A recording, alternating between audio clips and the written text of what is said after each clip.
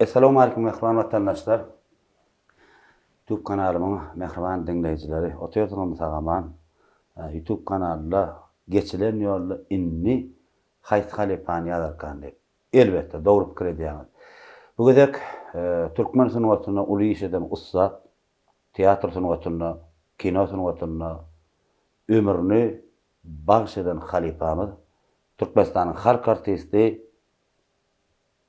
Maltumlu bayrağının egesi Nuri Allah verdi. Halife gomy adaylana ýa salam verip etdik kimi. Sanyň sagmy? Ýaşy Hudaýa şükür. Tügeleme. Saglyklary näýdi? Ýaşy Hudaýa şükür. Gato halifezat. Men siz bilen aslında şu geçilen ýoluň ilk insanlaryny ýazmarlym. O adam näme açyk o kino bilen başa gaýrak teatrda bir näçe spektakllar bilen başa gaýrak bolanyň. Sizin boşan wagtyňyzda sen men garaşmaly boldum halife. Yine bir daha bellek geçmekçi. Bir näçe dinleýijiler muştaklan o Gildiniçdäki halifany, Beýbat kinodäki halifany, Nur Dädäni, Nur Didäni, Nur Allah verdiğini haçan ýazýan ýaza edip bir näçe YouTube kanalymyň gepleşikden aşagyny haýyş etdiler halife. Şoň üçin öz dinleýijiler muştaklan haýyşlaryny nazarda tutup aýratyn ýene bir daha bellek geçeýin.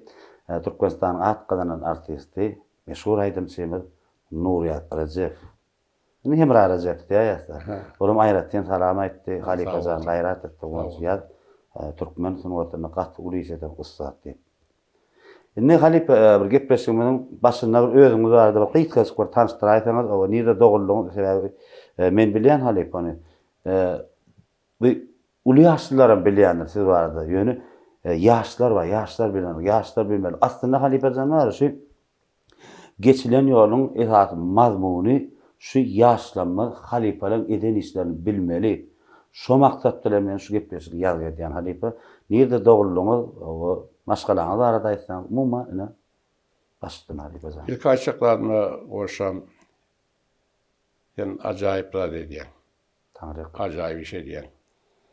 Hakykatdanam ýaşlar halifalary bağıştadınlaram, hudojniklaram bolsam, kino rejissörler, aktörler, şo halifalar kän tanan oklar. Görünmekler de alır. Indi öňürak ben telewizionyna jaňat beri boldum. Kän edip gördüm, onuň agyrçydan jaňatdym. Indi aýdaly mysal üçin Ibrahim Şadilli halk sazy diýip berýär. O halk sazy däl. Ol amagaly gönüýüň sazy. Ýannym halk sazy diýip berýär. Oň awtary bar ahy. Gara däl gökleň oň awtary. Ýa şoňalyk misallar barda. Onuň soňky wagtlar şonu düýetdiler. Soňky wagtlar şol awtaryny aýdýar ýolum. Şol ýaşlar şolar kimlerdiňden bilen oklar. Hakykatda olar dutaryň düýbüne oturan adamlar. Soňadyň düýbüne oturan adamlar. Şu wagt altygarly ifadə görüň geçek bolsaň. Büyük şahsiyetler de Amangul Mehmet vakta, Muhammed Şerkez vakta, Atadurdi vakta, Badar Ağakta, Badar Aman vakta, Sona Muradova, Turay Muradova, Fahriye, Savra Tayyip, qaral meşhur adamlar. Soňky döwürde dören bir ularçyst Ata Alaow bardy. Şu atları aýyp durmasaň, tomoşaçylaryň hakykatine gidiyor. Olar bol ägit işler bitiren adamlar. Neysem näme? Indi sözümiz başladıkda şondan men aslında men çarwada doguldum. Çopan başladyndan. Tügeleme. Däden pahyr 50 kil çopan bolan adam. O neme? Men adam bilen baglanşykly bir zat bar. Nur berdi adam bilen. Men ýozam ýaşyň 4-nji ogulda. Onuň däden pahyr şoňanak bir insan perwer adam, 4 tanak ýetim ululduran öýde. Şoň biri 6-njy klasdaky çağa.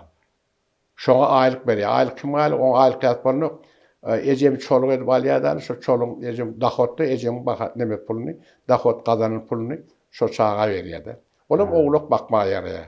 En şo ýa çopanyň çörüňmüşür ýa diýip deme, meňe mejem şonu. Ogluk bakýarda, mektepden soň gelip. Şoň ejesem men göbegenim. Ona şol çarwada men dünýäni emlesoň bir hepden dagsoň atam da gelipdir at goýmaga. Hava. Ona gelip bir topara yaşlılar işip oturan, mağa atlak, aklayıcı kol. Sonra şaşa oğluk bak bernerken oğudan gelen eşeklerim görüp, şol oğluk taşrap gelipdir. Aha. Elle de kitap diye de. Kapıdan kürsep vurdu diye kömek işine. Çopan koşu da. Hava. Durun yaşlılar, at takmadık olsanız, men bir haişim var diye. Aha. Eline kitabı örkezden diye.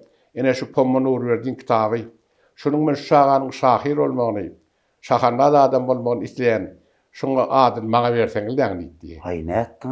Şeyt men adımı, şahan göğün yıkmalık men adım nur verdi takyalar. Be. Özü olmağa bütün ömründe katı ulu avrayla adam ol, beşçen adam ol, bütün ömrünü Qarala rayonun, o rayonuna, Hava. Qarala rayonun Fina delinin başı yaşadı. Ha, doğru. Edepli avrayla adam deyim. Yönü men adım nur verdi diyor, tutmaya deyişen, pommam derdi. Ha, öyle koyan Pommam tansolarda. derdi.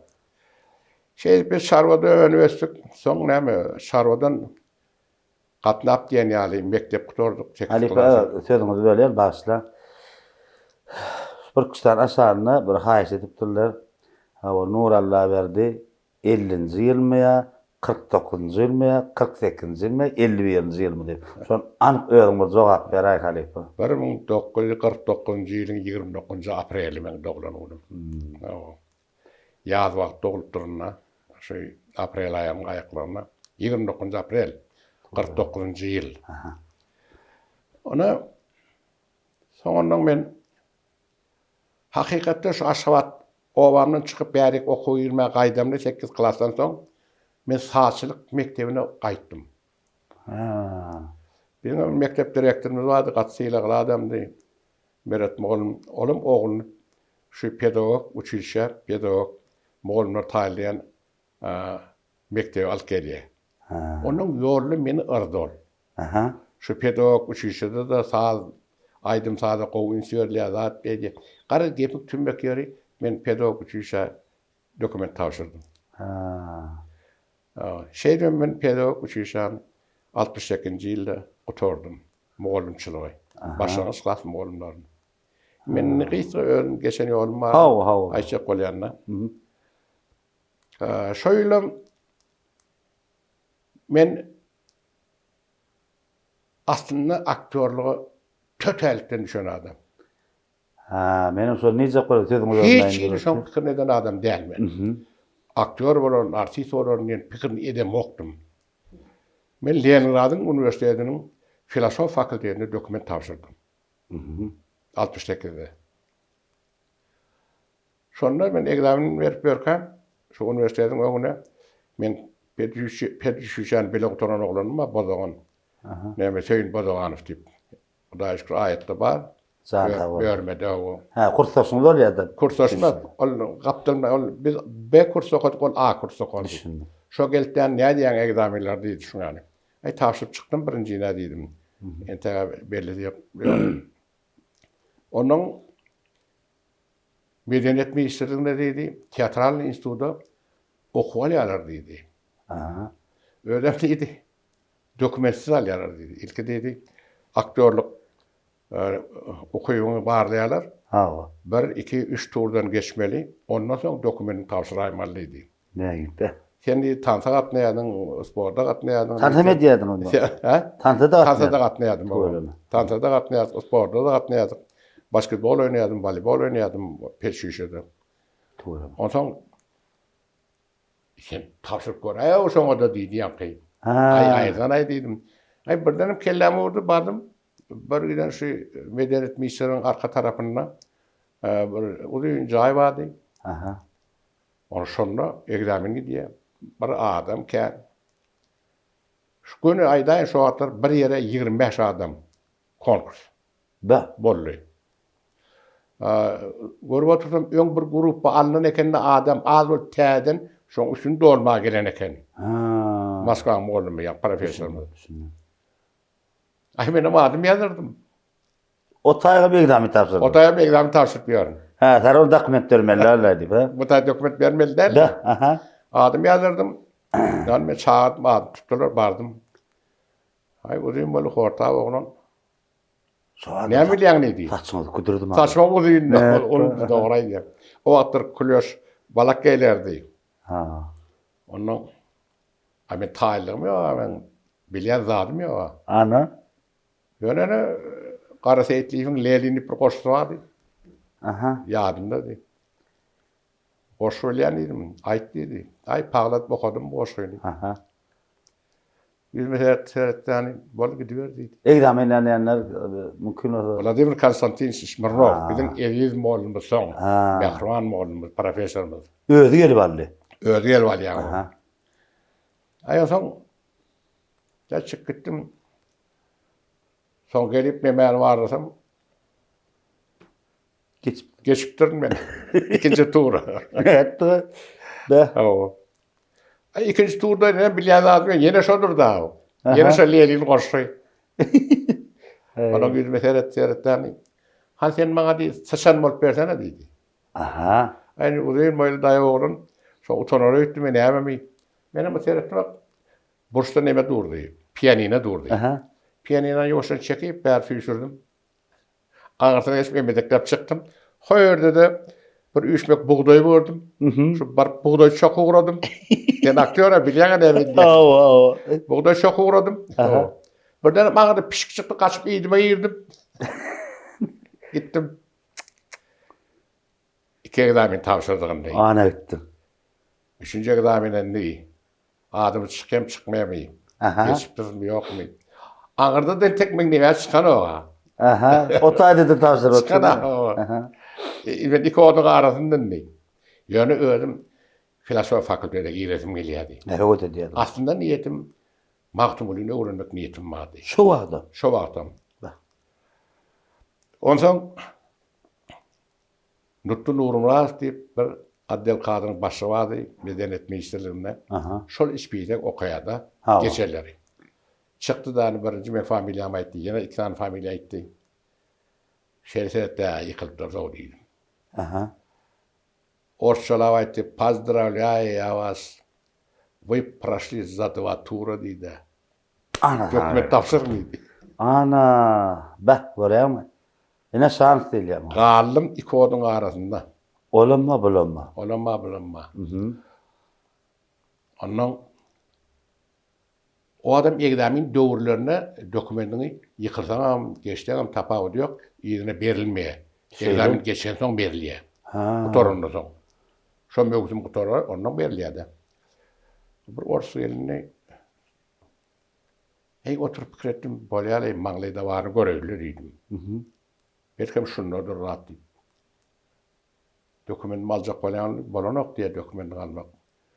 Ondan sen o bakan var bilemek en tekliydi. Ha. Kendi de beyleklerden kovu öktökönün diye rahat dedi. Ben pek şu şanı kutoran adam ben. Ha. Ondan bileğine ben eyem giyirdim dedim. Ana. Nire edin dedi. Sen dokumentin kâr mı dedi. Ay yok şeyle dedim. Aha. Şey desem şu görül öngme düşüp ben nememi dokumentimi alıp verdi. Be.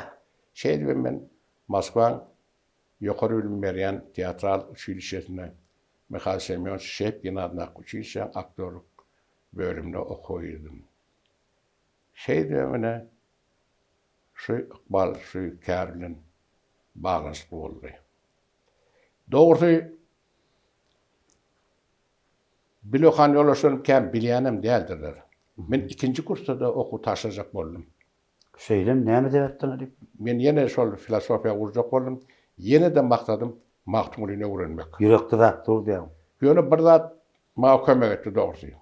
Yönü sonra kulağıma sağ çakran insan giyecek halin değilen. Zat öğretmenine. Saarat demekti diyorum. Mahtumulu'nu öğrenecek olsam oğluluktan başlamalıyken. Mahtumulu'nu öğrenecek olsam Mahtumulu'nu aslında ömrünü bahseden adamın hem de öğrenirler atlayan tek geçerli. Şeydik ben böyle şu kârden gidiyorsun deyip ben şu Şehpkin adındaki Mikhail Semyonovich Şehpkin adındaki yukarı bölüm veren училищаны Kızıl diplomla tamamladım. 73. yılın Ağustos ayında da o vakitler yaş tomaşır tiyatr değillerdi. Ha. Tuğ. Sonra işe başladım tüyüldü o. 8 aydan 8 ayın içinde 4 tane keşfi yerine getirdim. Ben kategoriyam kaldı da şu 8 ayın içinde ağa verdiği faiz 4 tane olur oynadım da. Onun koşun kulluğuna gittim. Ha. Koşun kulluğuna geldim zaman o vakitler Medeniyet Ministeri Hudayvet Durdiyev'di. Aşım yemiş bunlar ikisem yok bu vakitler ayette görüyor Nur yazın.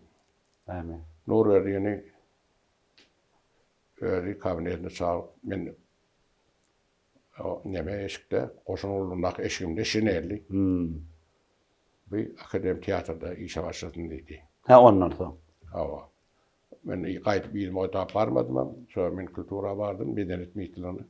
Şey diyorum yani ben 75. yılın 3. yanvar günü Molnepe adındaki akademik dram tiyatrda işe başladım. Ben aslında aktörlük sunmadığını mağlayı çuvan adam. Ben hiç kişi rol oynamadım.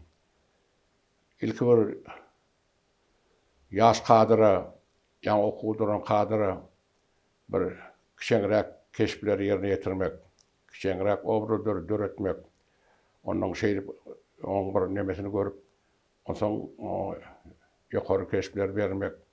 Şumalı olaydı, ya ben kapıdan giyerimden başka kahraman rolünü oynayıp birinci oynanan spektakl. Tuğ tiyatrda da. Şu tiyatrda, o tiyatrda da belki geçim tamam.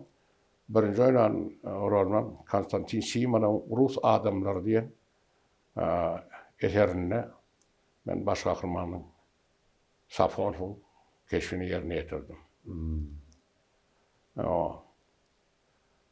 Son kalan keşifler devam et gidiyor da son Mahtumli'nin keşfi, son Böröğlü'nün keşfi, Moğol-Nepet'in keşfi, başka da beydeki keşifler. Mesela aslında 85% 90% ben oynayadım baş kahramanları. Şu yaşlı olunca. Ay o ne boyumu, buğrağımı, ses, tiyatroda birinci gerek. Hatta Halife Can'a. O kahraman, o yaş kahramanım o gerek de yaşattık. O. Neme, yoksa bizden nemeni baş kahramanları Atalov, Anamrat Berdiyev, Nur Keşikov, sonra bizden 15 yıl okuturan adamlar, işlep veren adamlar. Ahırında her kim doğru geçiyor, yaşlık. Onun yaşatıysa şu adam bir çalıştı olur ahri. Durmuş da oyun. Senin indiki görüşe keşfeden yaşlılığın keşfi oluyor. Şeydi hemen şu tiyatroların bağır vadısın adam buldum. Aslında ben kino giyişçisi oldum. İlkinci düşen film ben neme durmuş diyorlar filminde bir yaş alımı oynadım. O film çıktı elbette. O Abdullah Muratov'un durmuş diyorlar povesinin esasında oynanan spektakl Hoca Durdu Narli fallı. O zaman alternatif tip bir rejissör neme tercüme eden ne oluyor? Dolgi Spor deyip bir film başladı. Şu Aşvaz Zemletirse'nin değişliği. Sonra baş kahramanların birini yerine getiriyordum ben. Yani o film neme şimdi şu senaryanı yadan bilen oğuşmadım bir rejissör neme de olsa şu film yatırıldı. O yoksa evreden var nokta işin gidişi. Aysa ondan film şuurun yönü özüm aslında tiyatr kinodan kovuyor. Tiyatr sonuçta aktör östürüyor. Aktör ahırında aktör olacak olsa şu ular tiyatlan hemmenin dünya meşhurunu alanladı. Ular tiyatlan ul aktörlerin hemmenin aktörlük tiyatrdadır. Tiyatr aktörleridir. Dine kino için aktörler onun derecesini yetbilmese tiyatr günne sen terülep dur. İşlep durdun. Günne. Mesela özüm şol yerine getiren keşfin her gedek profesional aktör bolsaň elbetde. Her gede kökmany ýagdaýda bir täzelik goşmaly. Umumy maksat, rejissörün koyan maksady saklanmaly, ýöre onu bedemeli ökman aktör. Aktör şonu bedep bilmese, her gede şo bir zat oýnap dursa, soňra neme bolýar? Gaýtalama bolýar. Gaýtalama bolýar, soňra lenç çykan bir zat bolýar. On gyzygy gaçýar. Keşip ötmeýär. Şo keşip ötmeýär. Sonuna galýar. Doğru. Şoň üçin teatr sunuwady. Teatrın sahnasında keşip öğretmeklik men üçin hemişe de gyzykly, häziram gyzykly. Kino sunuwady elbetde adyň çykmak üçin, sen tanalmak üçin on örsü giýim bolýar. Örsü giýim bolýar bir. Häzir teatr sunuwady getden muň adam şeýle otursa, ol millionlap adam görýär da ony. Bir onda näçe muň adam görýär. Şol ösmeňe de o da gerek, o gerek däliliň gurrun ýokdany. Aslında men ikisini deňeşdirenle haýsy ýyl gowarýan hemen öňe aljam teatrda. Teatr sunuwatda. Halipe, indi bir mümkin bir maşgalaňyz bar da aýdyp geçäýän, ondan häzir soralara geçeýär Halipe'den. Maşgalam bar da Hudaýa şükür 2 oglum, 3 gyzym bar. Tuğlama. Hemen öýle iş Ne çarptyk? Öýle işleyim. Yani 3 8 agtym bar. Tuğlama zanlar tawada. Agtym bar. Allah şükür oglanam bar, gyzlarym bar.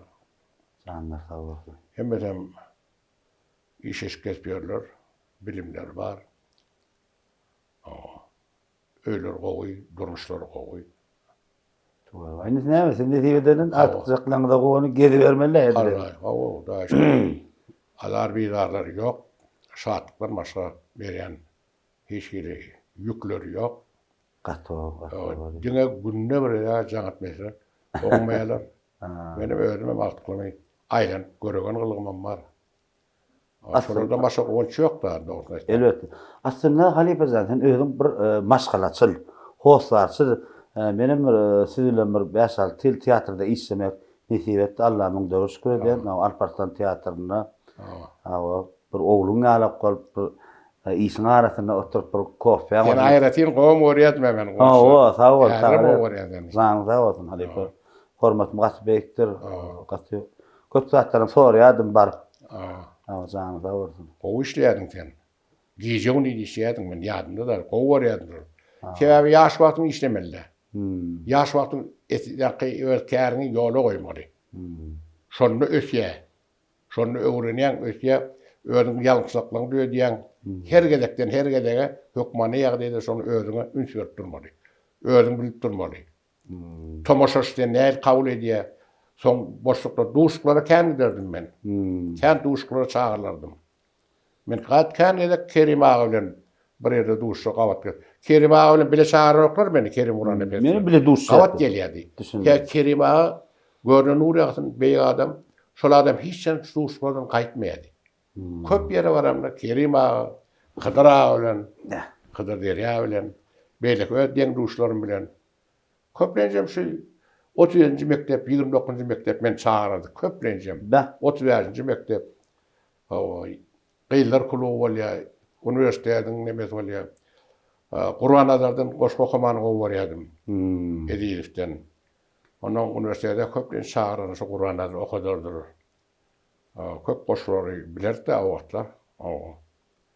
Aslında da Halipesi esasy Qur'an nazary Matmura Tamzany gatkän ýykyn edeme bilýän de teatrda işlesem hökman suratda şolaň kitap ýanyňyzdadyr. Ýa bolmasa bir işin arasynda bir ýarym saat, bir saat boş wagtymyzda hökman suratda okap berýär. Hadi ne diýip gepleşiň bir dogamyny goşsada geçerdi. Gepleşikde 3-4 saat 4 taşda mehmany men jaň edýän Halipe.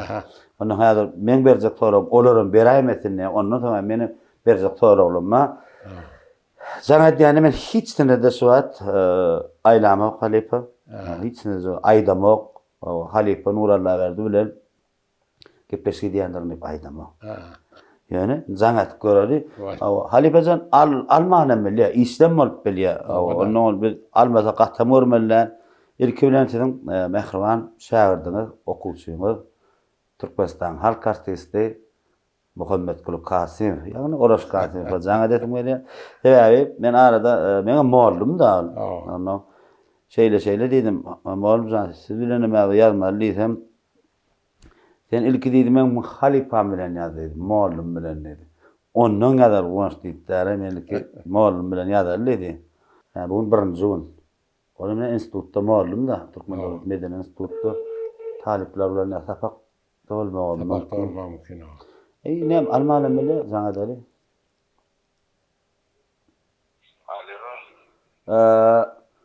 Muhammed Kulu malum selamu aleyküm. Halife qawmi adaylanma. Ha. Bir pes kelçik dörede makkara halife. Halife can, men şu an geçireniyorum tesanni Türkmenistan halk artisti sizin hem halifeňiz malummy Nuri Allah verdi filan yazıp diyor. Awa. Tanışmy?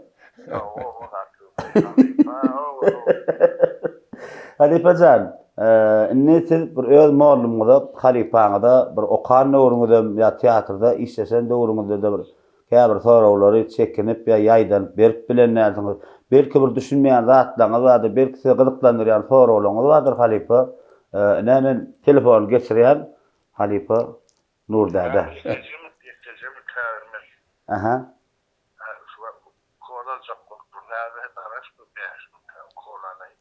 Ha ondan sonra täze jagap etip bilýäň da halifa. Bale, aha. Bale. Bir kol aljak bolup oturýan. Ya bulun pehti açykdy. Men öňünden aýdam okytdyna. Aýtsaň bular häzir aýtsaň ýa-size jaňydyr. Ha halifa şo soraw bersen bolarmy? Şuna da atdy. Ha maňa jaňydyr. Soraw dogry berýärmi? Näme dogry berýärmi diýär. Ýa, dogry edýär. Şoň üçin men hiç jaňydym ýok. Ene Oraş halipeň öz aýlady diýdi. Aha, halife. Hoşlaşdyňyzmy halife? Onu size men halifam, menem sizin öz halifaňyza geçirýän. Başdyny. İşte ýaşmy ady. Aleyküm selamu aleyküm. Wa aleyküm selam. Ta näme kol alýar? Ay bana ikram okşamam table. Sırqawlama da sırqawlama enteklerini gatya şahry. Ayzım. Ne kısı bu ya öyle değil. Çağlar gowmy, ak şowtlar gowmy? Umuyordum oğlum taplan oğlum. Ýaşlay oňuşmasa däl. Gorşan eldiler bir ýazga dellip menem gelýärmi? Yok oğlan ne diýär? Awa gowlad edýän eken men düşündim sen gat gowlad edýän diýdim. Gat gowlad edýän diýdim. Deme ol Oraş moğoluna yazacak bolma ilki moğolum bilen yazmasan men bilen yazarsan ne vayt diýär. Halifeden oğluş bolma da. Ay şagirt ba oğlum.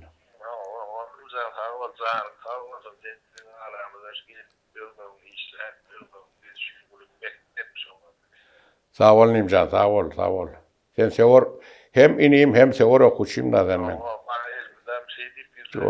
Çoğuleme sen halifalardan ozurun yerin kânadan. Hawa. Şey diyer ha, o näme sonra verir kan? Aşağına çıkıp olacak sonra verin yani. Şunda rahatlar da siz bir institutta okuyacağınızdan şul borçunuz, şul kazığınız, şul altamınız, o vakitte sizin bildiğin vaktiniz, bir yoruluyun, oynattığın vaktiniz, artık bağlayın, oynattığın vaktiniz, şu vakitte sizi yaş olur, ne zaten Awa. Orayı şu vaktım ulu işlere şeydik bara Atilla, Shakespeare'e izleyen Carvalho, Atilla. Şunlar yani şu vaktım siz şu tiyatrın içinde de şu yaşlara, şahitlere, şu huzumuz, biz okuyan devrimizde huzum bile şeydir, hem öğretecek oluyor, hem öğretiyorum, hem şol alhami, şol yarak vaktında şol notabulun suyu boyunu alhami, şu vakit kendini siz yaşlarımda, siz entegren şu zor, bu ödüm beter zorşya, terelikler oluyor.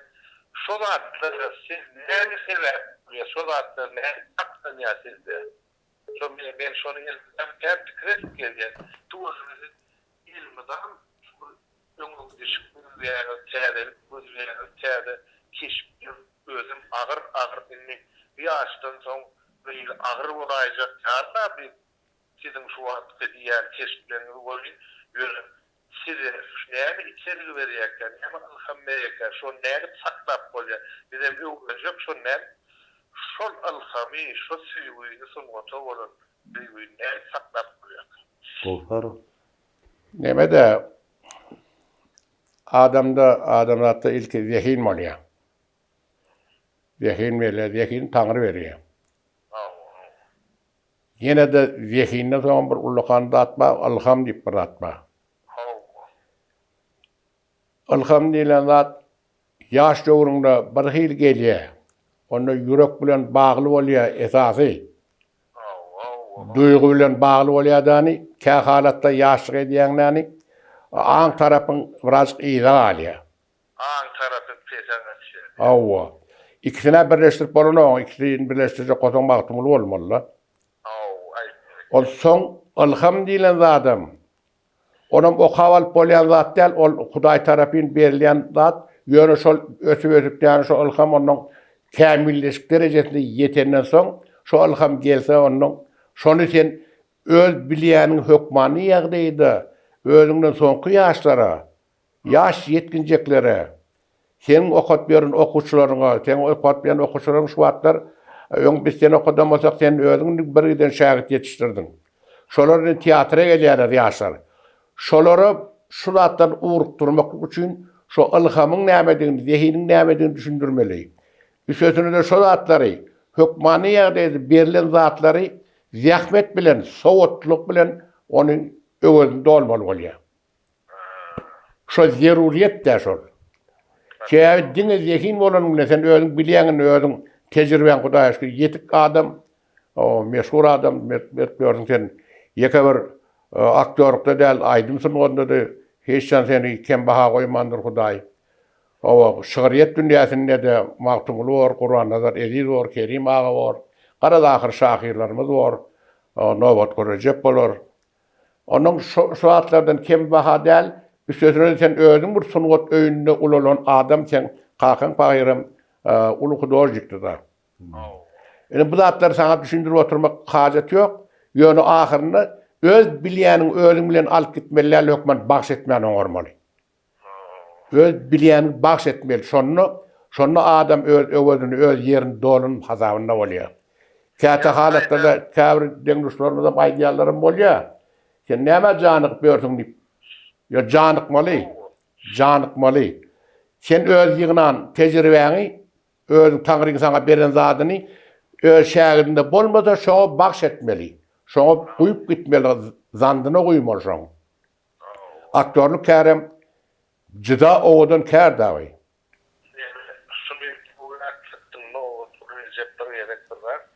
Owa. Evet idi. Döwletlerimiz azad bir sevaýdypdyr. Daha şey yazmalarla adama gelmelidir diye. Ha. Şu yardımdan çıkarak bu ayrılan sözler sonra nesilleri geçirmek var. Şu da o. Ondan geldi senin şu katı doğru ayttınız.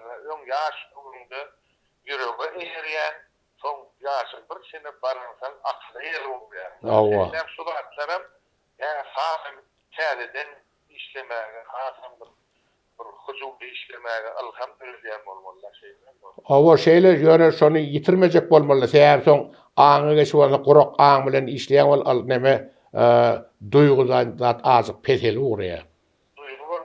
Ol durmuşyň duýgu bolmady turmat ýok. Ol durmuşyň kanuny ol, onuň gaçyp tutjakladyň ýok. Ýöne ahyryny şonu sypdyrmajak bolup hemişe özüňi öz üstünde işläp ýörseň, onu şol zatlar saklap bolýar da.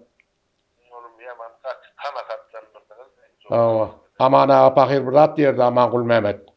Ey oğul ovaz verdi. Şonda şoň ovaz gerek diýen zady näme eken şol? Kalpden çykmaly hem zat diýdi eken. Yürekden çykmaly. Ovaz ýöne Qıyğıran bilen owaz bolana eger kalygyna çykmasa. Öyle yandım Leyli mellen. O şonam diýerdi pagyr o. O ýatlapdy, saklapdy o. O bir aýdym aýdar, yannym Leyli diýip. O birem yannym Leyli diýer. Haýsy bir o diýerdi pagyr. Denestirsin var ha. Doğru. Doğru. Alipa jogap bilen kanagatlanjaňyzmy, Orosman? Şeyde kanakatlandım. Ben sebebi öwür edip dördüm. Moğollum elmeden zanı dördü şeydim. Moğollum dem ýaşy bir kere baranda bu şeydi görey. Bizem şuňa ýaşyna barymda şuňar bolmy kas diýen pikir mende ne çok bäri ağımda aýryp dördü. Yo tuğlemesen şu wagt edip börsün da şol işi. Demek atalaw çağırıp ahir çağırşaňly Nurallah berdi. Ýene Oguljan, Molumnoňyz şol atları berk bilipdir. Sen şu atları ýep edip börsün şol işi. Edip börsün sen birden talim okudýan sen. Birden şagird ýetişdirýän her ýyl.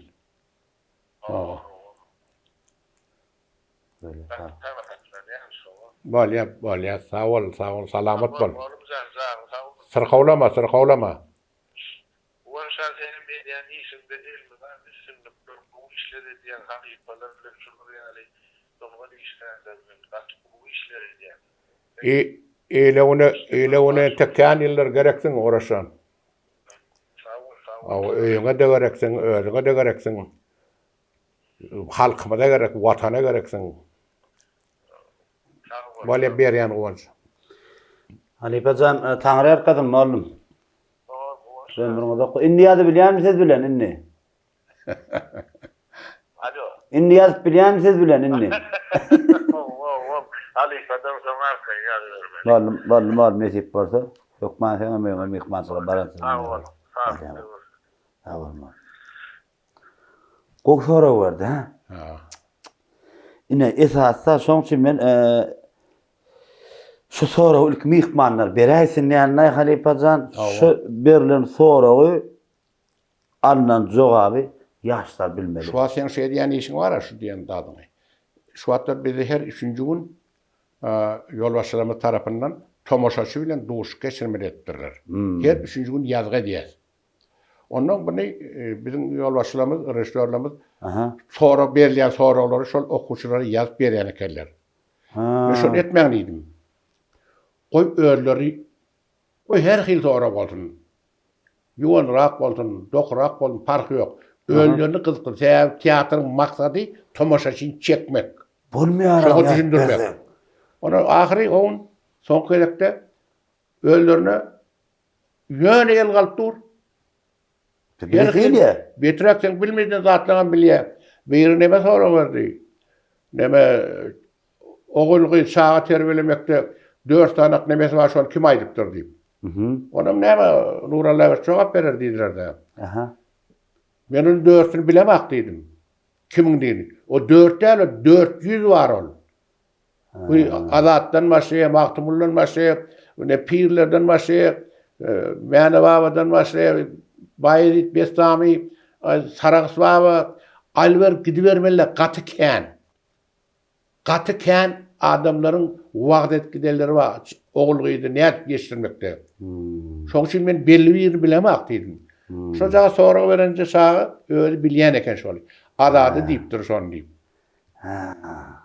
Eýem gyzykýarlygy, eýem soraw. Diýmek şo bir zat okuyan eken. Reýsim näme? Sebebi aslında menim şoň üçin şeýtdiýän Doğru şo. Tarpdan jaňa deme gynanamy galmadyklarına Halipa. Gynanamy? Ýok, ola. Innik mehmanymyz. Sarags baba, Sarags kaka. Bir şuna bir aýlasyn belli sebebi. Alar ol. Halipada ömrü işläp berdi onu. Telefon kän ýandyranna bolany. Dostum abi. Bilýän şoň üçin nä? Alo. Sarags kaka, salamu aleykum. Aleyküm assalam. Halipa gowmaýandaýlar, jana sagmy? Şükür daýa. Sarags kaka, goňç men, goňç Allah Nazarow. Aman sağ olun. Ýaşymy Halipa Jamyl 2 minut wagtyňyz barmy? Ayt. Men şu geçilen ýolyp bir halipalar bilen gepleşik edýärne, bir näçe halipalar bilen ne dip bolyna siziň ýaňyňda da barjak. Edil şu wagt Türkmenistanyň halk artisti Nuralla Berdi bilen ýazgyda otýar. Nurcan ölemi. Hawa. Ne häzir Halipa Janaz korkma telefon geçirýän. Indi şu gepleşiň bir öz bir demesi bar, düzgün jowa. Men şu mihmanlara jaňa diýen, size jaňa etdim şu wagt Nuralla Berdi istenlik bir sora bilen ýüzlenip bilýäňiz. İstenlik bir ýöne şu sora ýa-da gyzykly bolmaly Halipa. Jogaby Nurdadadan alýar. Söyleme. Hawanet telefon geçirýän dostuňyza. Hemen sonra varım kendine. Selamun aleyküm. Aleyküm selam. Nurcan değil mi? Ya şey Hudaýa şükür. Sağa man oturuyorum ağırmadan. Ay var vallahi oturum. Ey bilýär sen oturmayan. Sen oturmak gelişmeýär sana. Yo, Sonra aşağına çıkarýanyk berin sonra ýöne. Hemen sonra varayım. Ay isleýäniň ber. Halipa size gyzyklandyrýar da. Ber isleýäniň ber arkaýyn. Durmuş temasynda, dünýäwi temadan, sungatdan beri. Dünýäwi temadan be. Näme diýerim kama apıl tuttum adamyny. Ay Nurcan ne oldum? Yana durmuşda şimdi kazanmak kıyım da hatta Nurcan. Gaty dogry. Yani şunu nimene öz işimde bilýän azap zekine molsa badır onu 99% azabını vermende. Gaty dogry. Riski turur. Şimdi aktör olmak için, artist olmak için nehil derecede azap çekmeli, nehil çekilýär. Gowy soradyň ha, bek sora berdiň. Bir soru. Ýok. Ya başka sorayım. Ýok, gowy soradyň, sag bol. Neme Ýakyz Ähmet barda Orsun Ulu ýazgysy Maksim Gorky näme diýipdir diýsene? Şu wagt gowy sora barda gowy ýazmyşdym. 1% zehin bolup, bir götürüm zehin bolup, 99 götürüm zähmet bolanyň 99 götürüm zehin bolup, bir götürüm zähmet bolandan amatlydyr diýipdir. Sen aýtdyň eýem ony. 99-da magdadyň sen. Şo Maksim Gorkym şonu diýipdir, şol tägol gara zähmet bilen ýeten adam da şo beýik derejelere.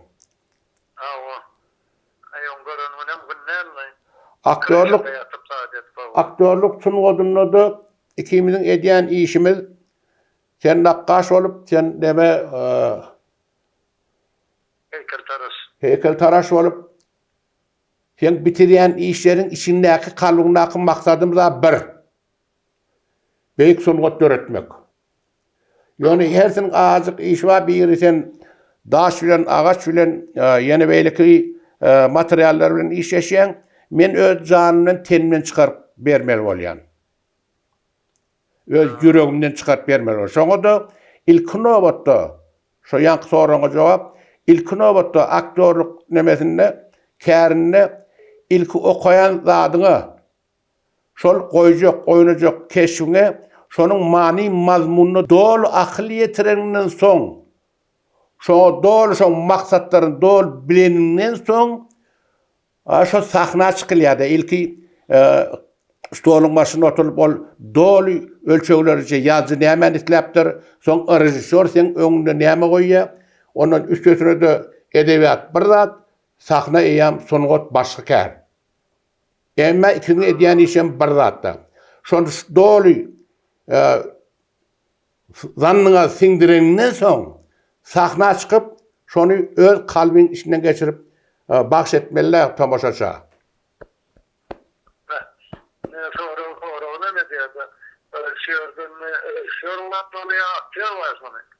Ha? Birinci rejissördür yani ya aktördür yani. Indi şu sorağa şeýle jogap berdim gelýär. Aslında dramaturg ýazýa. Dramaturg aýdaly ýokary derejeli dramaturg ýazýa ol eseri tapşyrýar rejissöre. Rejissör onuň şoň çözgüdini tapýar. Onuň bu kärde şen käriň ýeka bara kär, ýeka jözüň işläp bilýän, bizim kärimiz uluk toparlaýyn döredilýän eser.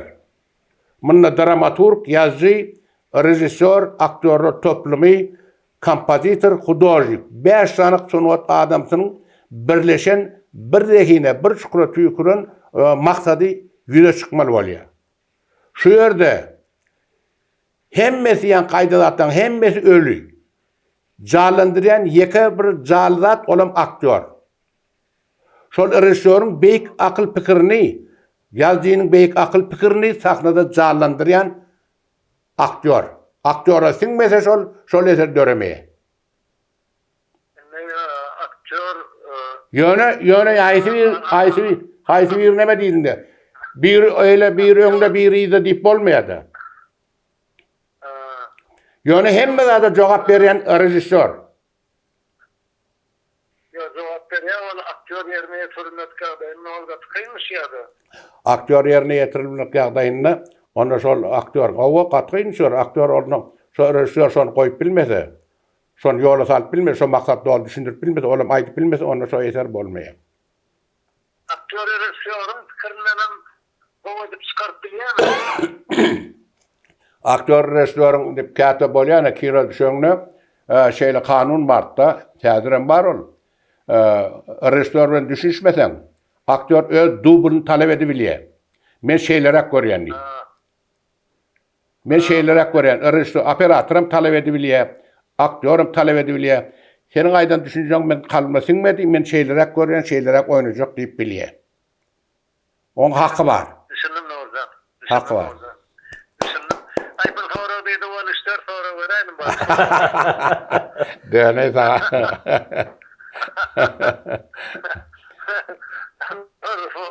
Wala salamat bol berýän goşany. Halipejan janyň sag bolsun, ömrüňiz ok bolsun. Nesip boldy. Siziň hem gapyňyz gakçykdyr bakym. Aynen nesip bolsa men gapym emmek şkak ya. Bar halik ömrüň bolsun Allah'a. Bar ya. Yerin innik mihmanmy aýlýar. Onu täsmäme aýlýar Halipa Türkmenistan halk artisti Täç Mehmet Weliýew. Alo. Halipa selamu alaykum. Bonjour mes frères. Tabii görürsün da. Davonsa. Ýaş Halipa. Da. Biýmede etme diýen. Yo, ayça orada tuttamur kafayı tavaya. Oğluk deme. Hawa şu geçilen ýoly Türkmenistan halk artisti Nuralla berdiň ýazgyda otuýar Halipa bilen. Tümöyle. On men nereme urtlar bana. Yo, ol biraz iyisi boldy da, az soňa goýmaly boldum da. Indi men Suat Nurda bilen oturyp Täç Mehmede jaňatdy. Soň sonra gyzykdy maňa diýär. Sen yana repetitsiya wagtyna düşdüm da. O Nur baradyr men salgap ýörkäm etmede soňa gurrumy. Ýöne belki şu repetitsiya wagtym oğlum bir taýary. Ay bir salamlaşdyňmy? Salamlaşdyňmy? Beräýinmi? Täşme sağlıkmy ýaşmy ýa-da. Şükür ýaşy. Ol neme Brad Pitt'e ýa-da neme Akira Kurosawa'da çykyp ýörmegin aşagyny bolup neme çykyp boljak tora bergin. Yo Akira Kurosawa'da sonra zaman berdi bilýän. O demýärdi. Ýaşy. Eğer bir gün repetitsiya dedim. Bazı tadı berdi. Nime Nur soragy öňarasy wapşet tapyl formaty boýunça şol ýazgydynlygynda da bizler üçin taýýarlanyp öňünden on ýer bunu diýerlerde men repetitsiýada oturýan olam senden internet belki şo şeýle dogry bolmasam şeýledir. Men bara şu gözüm absolut yıkıdınmede Allah tarafın генетически сынғода театр, кино, переленатының билиян, это даже не обсуждается. Он өзінен суыт етілен, ulu ıkbal, ulu ömür bilen suwut edilen. Ben bilesim gelýän zat aty ýönekköý soru. Kaçan şit gargalan beýik dağlaryň arasynda Türkmeniň adaýat teşkilatynyň içinde şu ýol bilen gitjek diýen pikir haçan geldi kella. Men şoňa dähil jogap berenýsene. Men aktörlük kärine aslında tötälikde düşen adam. Ýöne men sana bir zat aýtaýyn. Menne Bayguş ve Oglanjyk diýip bir hekaýam bar. Entek mektebe gitmeýäkem Bayguşyň sesi akşam garakly çörelerine men terzat ederdi.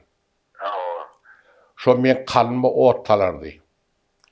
Şoň ýagdaýyny düşünjek bolardy. Men kijik mektebe gitmeýän ki kalbymy dören pikirler şu. Kalmy ot talýady. Özüme bir gaýan çarwada gaýan bir gatça gadynda oturardym bir gemre ýakardym. Ondan şol guşy diňlerdim. Ejem görülem açan öýe girjek şol garaklyçy diýe giýremakda. Ýöne aslında ejem görüli sen doganyňda molla sen ykbalyň täleýin garatdydy. Şu oglan gowun molly Şahanda Şahir oğlu olup geçer diye aýtdy diýdi. Ejem görül soň aýdy sen bu kärlere baş goşdyň diýe, bu kärlere baş goşdyň diýe, goşýar diýen diýe, goşlar okaýan diýe, men diýe şo ýadyma düşýär diýdi. Awat şu men diýde golýandadym bir näme diýer, o käbir sözleriň türkmençe geçirsen türkmen sözü hasama odan bolýar.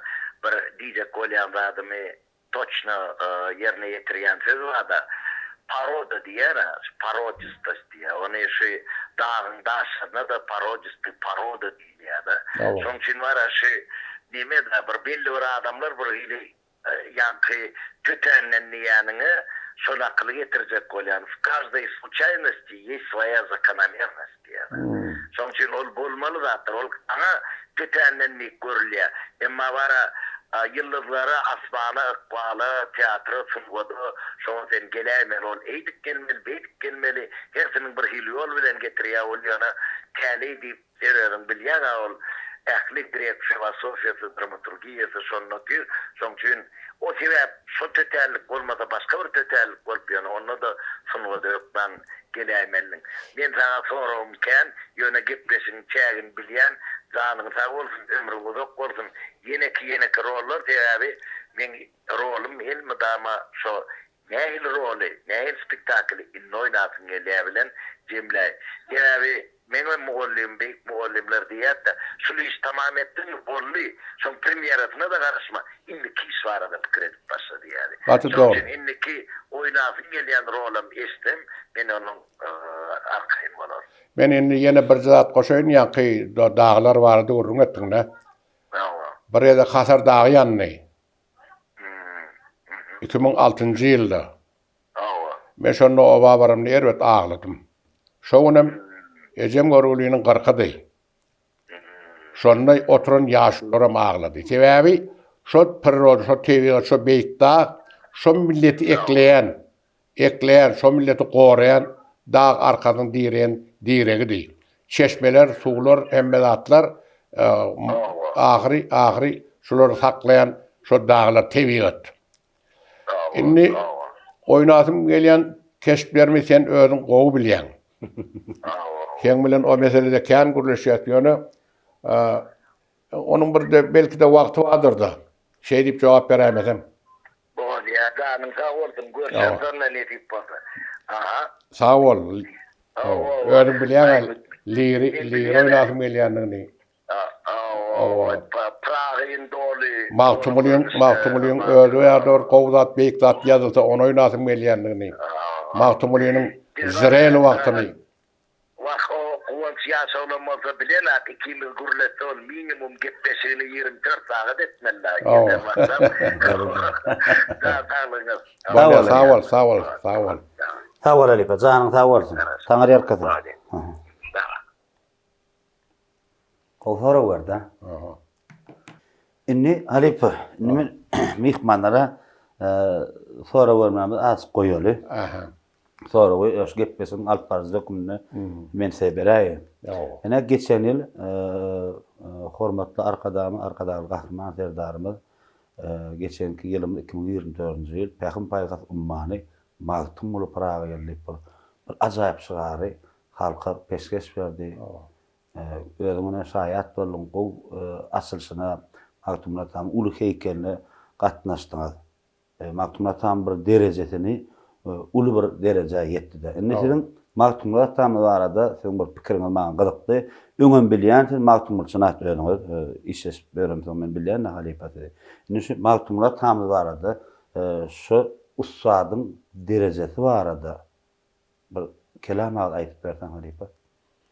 Magtymyň derejesi bardy gürlemege dogry aňsatlat däl ol.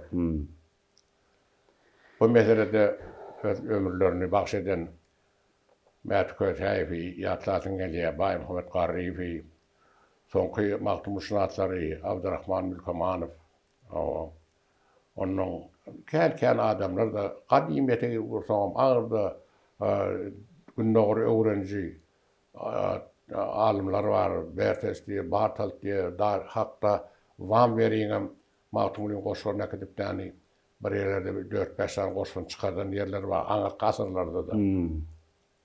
Men diýjek bilen hali bir sözüňiz bölüm. Aýdaly şundan 50 ýyl bundan öňe 50 ýyl agry zyňal hali. Şol geljek bolýar. 50 ýyl agry zyňal Şol adamlaryň şu magtymly wagtda, gorkutata wagtda, ahyr taryh wagtda onu da has eteren magtymlykda bitiren işlerji da kän. Şol bir gönözlük şol. Şu soňky magtym şunatlara birden orta ýerden başlaman ýadanyň gönü ýyl dowam etdirip gidiberýärler de. Kä şolaryň eden işlerini uldugyny aýtjak bolýan. Döne men barda geňem görmetilder dinleýijiler ýöne Magtymlyň 250 ýyllyk toýunda men Magtymlyň keşfine çykyş etdim. 250 ýyllyk toýunda men Magtymlyň keşfinde şo toy ýübileýi sowdum. Berde de, Moskwada da.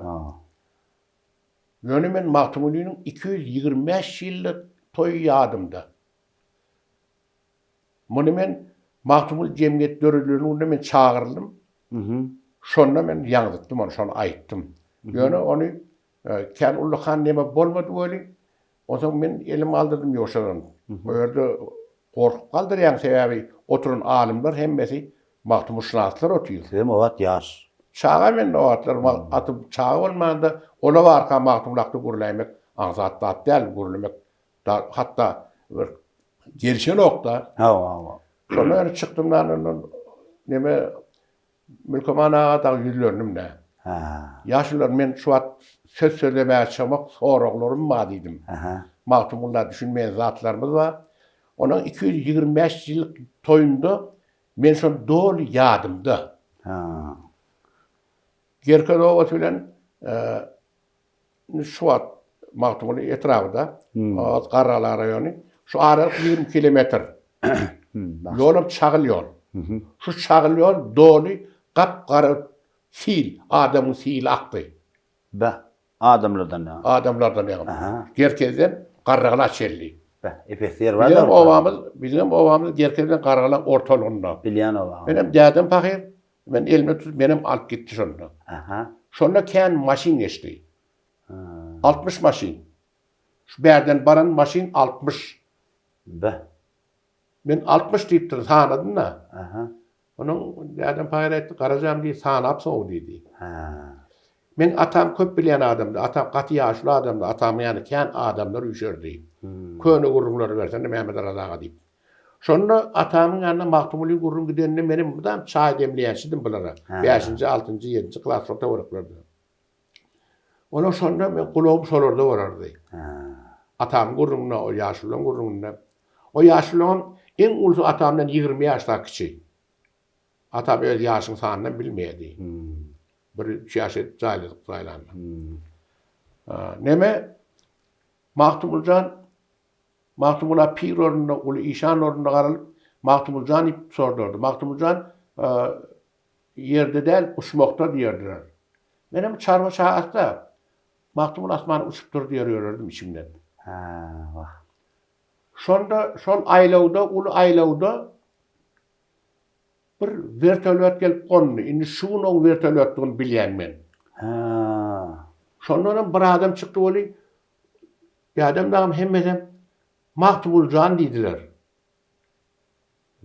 Men damagym dolup erwet ağlap başladım. Elime barmağıma uzadýan şoňa onun ýadan pakyr meýdanda şu balajymy silkişdirýär bir şeýat giýrädim näme gadyp onun o Seyit Kur'an diýip bir ýaşyr bar goňşagymyzdan.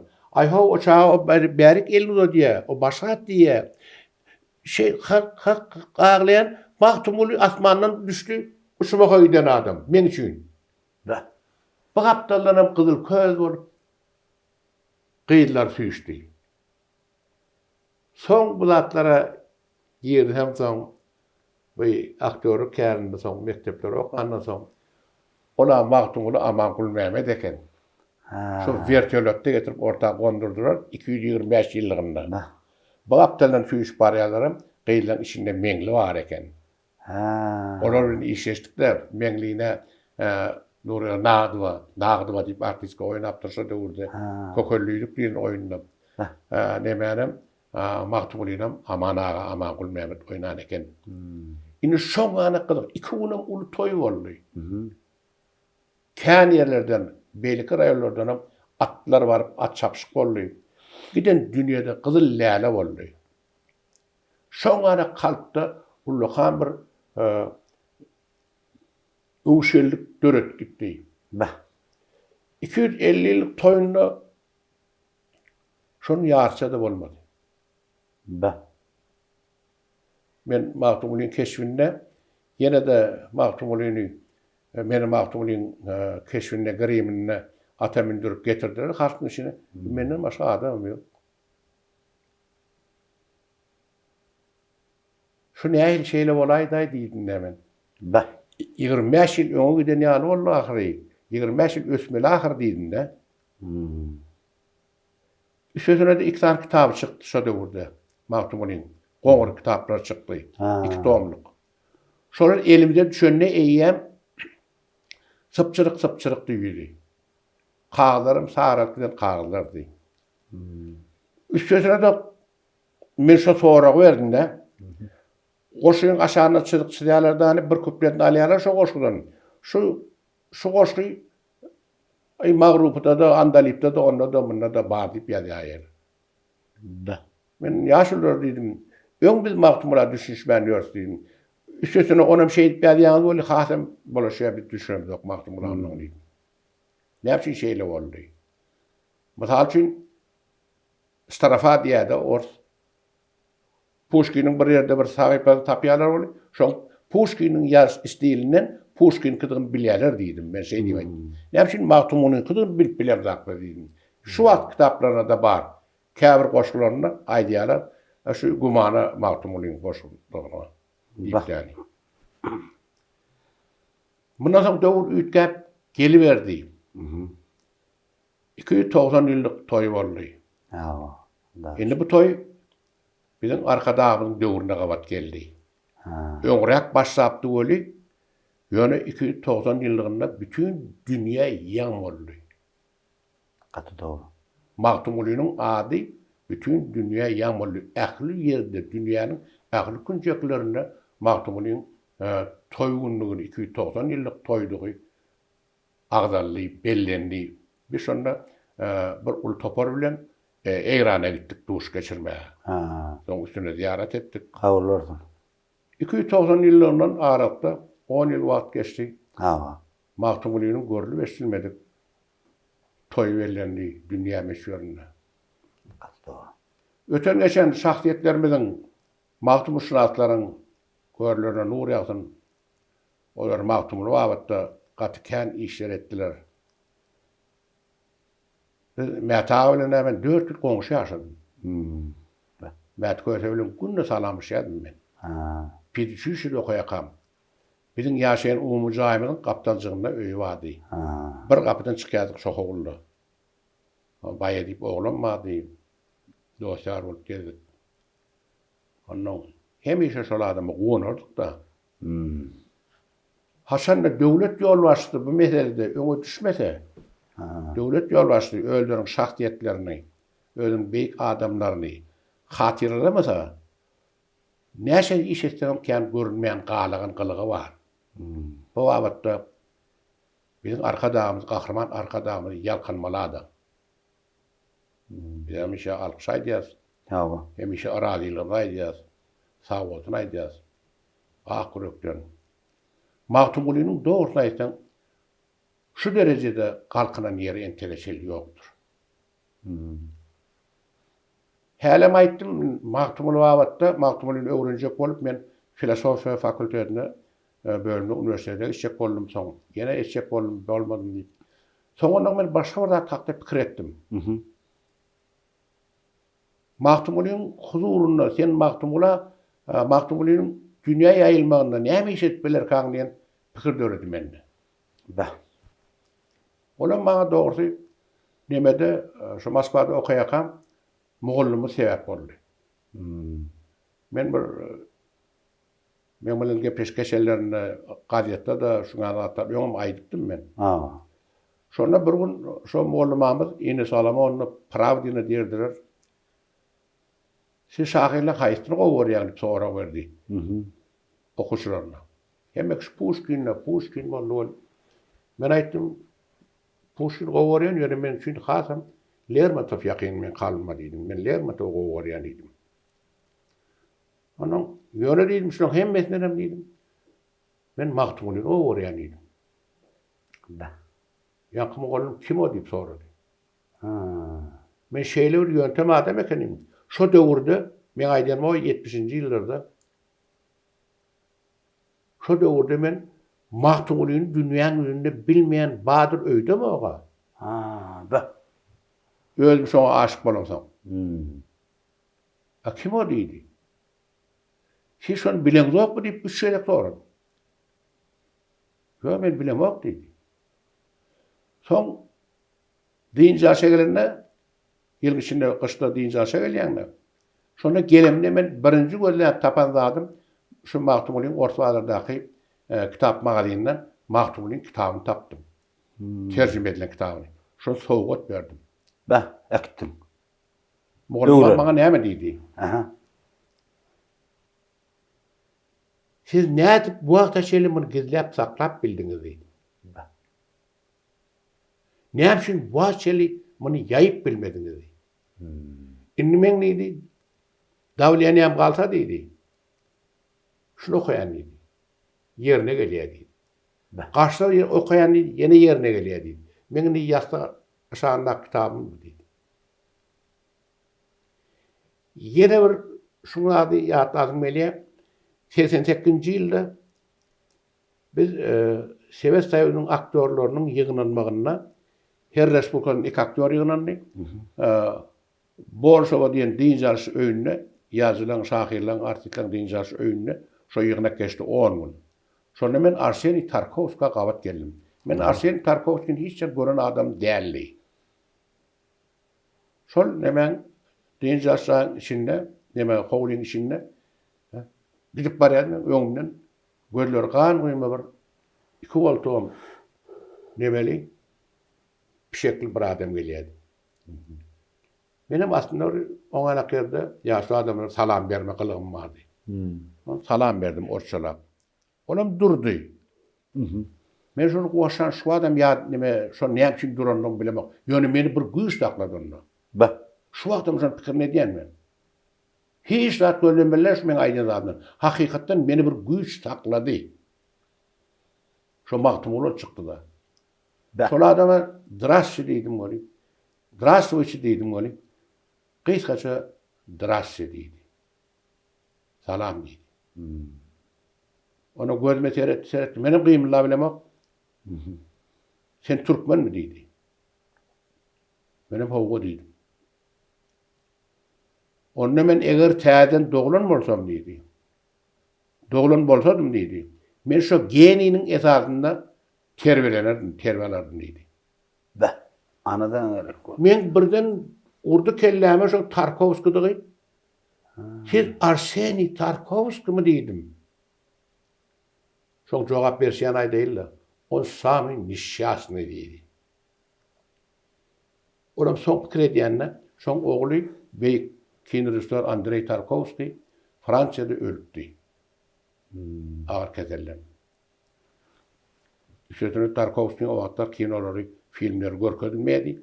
Şu dövrlerde de görkezilip başladı. Onun benim elbette Türkmen halkı maqtuğunun huzurunu bitiren işleyen için sen minnettardır diyen sözleri ayttım. Başlattıdan gitti kaptalına geçip 4 ayak olup. Don kaldı, son seyrettim yine. Şu cahil bursunun öğrenen olmalı. Yine Maktumulio'nun kimliğine baha verilen adamlar var. Şu Ors diline tercümede in o tercüme Tarkovski'nin hata edildi. Ha. Maktumulio'nun şuun kuun näçe dillerde, näçe dünýäniň näçe dillerini yaramak için bizim kahraman arkadağımın gaty ullukan el iş var. Ha. Oýanyň jan sag bolsun, ömrü zok bolsun. Tutýan tutumlar hem işe ara waş bolsun elbetde. Şöyle var. Täbik adamlarymyz var. Ýygnaklarynda da aýdýa da ýalaklarına halipalar ýatda çykarmak ya halipa şägirtlik diýen zady koydu. Yola koydu da. Yola koydu. Ha, o. Şu atları şägirtlerimize başaran zatlarymyz aýdýas, düşünýän zatlarymyz.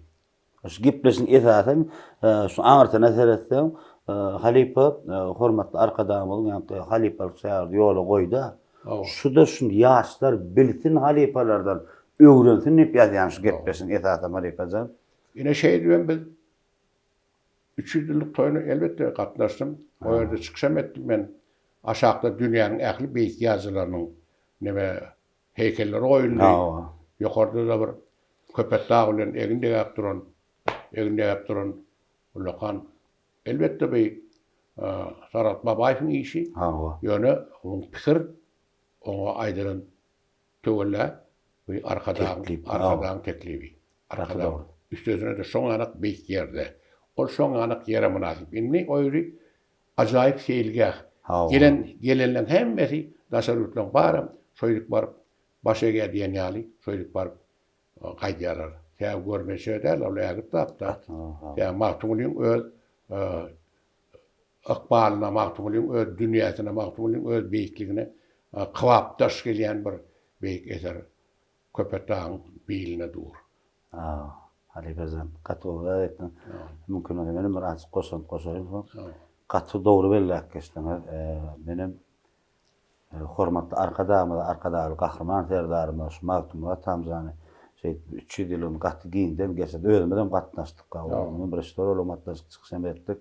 Allah'dan canlar sağ bolsun. Bunu bilen tutum işler elmede ama rewastlary betlendim. Ne halipa geleli beybat gibi. Bana yazdılar şu kino vardı da halipa nemçin ne hilek nemçin bardı nemçin düştü teklip bilen bardı mı şu vardı durup geçeydi halipaza. Mana bir gün kino studiyada Hocaoğlu Narlif salamaşyk görenen onun bir film başlaýatda şu wagt. Ha. Neme Mankurt'un filmi. O zaman teniydi, men filmde yok dedi. Bir kiçiňräk rolum bar dedi, oýnap berseň dedi. Ýöne dedi, biz Siriýede dedi, Mansur film gawatlaşdyk dedi. O Şamda. Şo ýerde dedi, biz aktör paýlaşdyk dedi. Sen o ýerde uly rolum bar dedi. Onuň dokumentleme zatlaryny tapşyrdyk. O filmem neme Kazak film bilen Müsür ikili bile goýýa. Filmi. Soň elbetde o nemede goşuldy. Moskwan Gorki studiýasyna goşuldy. Yaltan studiýasyna goşuldy. Esas ýöne film Müsür bilen Kazak film ally. Rejissör Bolat Mansurov. Oňa şonda şo filme çağırlym. Näçinji ýyllarda halipaza? 89 daýarlyjalaryň şo. Onda da ben İksan Türkmen'in keşfini yerine getirdim, 2 doğulu. Bilýän. Olar kimler? Aha. Olar mamluklar. Ha. Mamluklar bebaşmalarım mamluk. Yanındaki yaralarım, dostlarım mamluklar. Onun için her hili millet var. Gürcem var, Hinnem var, Türkmenim var, Kazağım var. Olar yetim çağalar bir vakitler Araplar alıp gelip yani voyun urşucet yetiştiren ekerler de. Yani şeylerek düşünce verdiler de. O zaman sorordan alağadan yankı beybars paşa vali oturuyor ya müdürü. Aslında tarihçiler aydiyada beybars Türkmen olan. Şeyle mi? Türkmen olan. Aslında Mısır'da iki tane Türkmen şahı olan. Tarihçilerin aydışından. Birini adam Aybek. Ha. Benim şu iki tane keşfi yerine getiren, şu birini adı Aybek'tir. Ha. Ben Mansur'dan soradım onu. Ne yapayım bir şah değil, bir mamluğa Aybek'in adını taktım neydim. Aybek'in adını yattan çıkarmasılar deyip taktım neydi. Mansur diyen adam Türkmeni eril görüşen, seyrek adamlar eril görüyendir. Be. Mansur Türkmenistanlı yani Türkmen bulmadı. Hem de Türkmenin Mansur'un Türkmen o görüşeni kemler kovur bilen değildir deyip düşünüyorum. Mansur şu adam değil. Mansur katken ilver tanıyasta. Yine orada sordum onu. Aha. Ona için Türkmen olsa Türkmen filmini almadın dedim. Ha. Be. Elbet sonra verdin sen bana dedi. Türkmençe uğraşacağız. Bir topar olup uyuşup çay içiyorduk. Ha. Ne ben Almatı'dan 100 kilometrede ili deyip bir derya Kıtay taraftan eliye. Şu deryanın içinde alındı da köpler. Siz pul vermediniz dedi. Ha. Yine burada adam aydeyin neydi? Eğer siz pul veren mi olsadınız dedi. Türkmen filmine koyan mı olsak dedi. Beybasın rolü dedi. Ya artık canlı oynamalı dedi. Ya sen oynamalı dedi. Be. Ona bana evet tesir etti. Ama ondan ay kıynanayana eline gidenine. Şey diyorum ben Kazak filmini alınan son Kıpçak balık gitti dar. Türkmen malman. Mansur diyen adam aslında bir kadar özaklı daydı. Cüda akıllı adamdı. Cüda akıllı. Onun rejisörü vardı, rejisörü vardı. Hakik ustad. Cüda ulu. Ulu adam. Cüda ulu adam. Film, kino dilen zadı. Ol. Beş varmakta 6. yılım boşaydı. Be. Şoňalyk bilen ustad adam. Koyan zatlarım, ediyen zatlarım düýpli zatlar ediýär. Ba şol beýbar filmi gören bolsaň, köplen Gatken vardı. öz dünýäsi pikirleri diýendir. Şo dünýä garaş. Katken vardı mı? Ýa. Halipa ne için görýärmi değil mi? Ana näde? Türkmen aktörümüz oynayardık görýärdim. Çağı kan. Ýa, iki tane aktör. Artık çalbымен de başka Türkmen ýokdy. Türkmen aktörümüz oynayardı. İbn Johnson görýärdim halipa za. O demede bir yerde bir zady hatam öňe salýar. Kim men garşyma çykyp biljeklerini men çykýandyr. Ha. Onun sebäbini soraýandy şonda. Sebäbi şol men öz doğunumy öldürmeli bolýanna. Sebäbi ol mamluklar kasamyna dörüklik edýärdi. Aybek. Ya. Şonda Aybek'e o razy. Şonda Aybek diýendir. Men öldürsen öldür diye. Ýöne watanynyň üstüme kum getirip sepgin diye. Me. Bada şo filmi şol. Şolayda göremok görmedi. Tatsan Bada kan. şo ondan.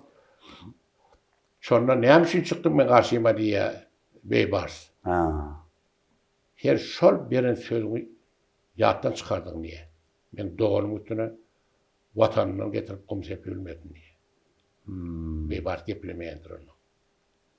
Doğru da beren sözümde durmadım diye. Şonda yine bir aktar koşýar Türkmeni şöyle jogan rollamy ütülenem Türkmeni kaldıracak bolýar Mansur. Beh, görýärmi? Hay pahy. Inni Girliň ilçi. Ine men şu kinony arada da gördüm. Gaýtarap. Men o kinony bilemokdum. Onu bana bir maslahat verdi. İşte Nurallah verdi. Oyunu yaşandı dedi. Girliň ilçi diýip bir kino tap beräk gons dedi. Tejenden bir garnaşdan mallum adam. İşte näki kino raýat yani men görem o hakykatdanam. Ondan onu men eýdip tapdym. Tapdym o kino. Tapdym onu bir şey disk ýazyp uğrattım onu gördüm men okuyny. Gatkan gördüm. YouTube kanallarda da bar. Indi şu arada da durup geçer var ýapasan. Hoca Nefes var da Aydın Melek ilki aslında. Adı Hoca Nefes. Hoca Nefes diýilen adam hakykatda bolan şahsiýet. Ahun adam, hacı git gelen adam, bay täjir. Ha. Öň amderiýa garawmy üçin akyp kasba goýýan eken hazara.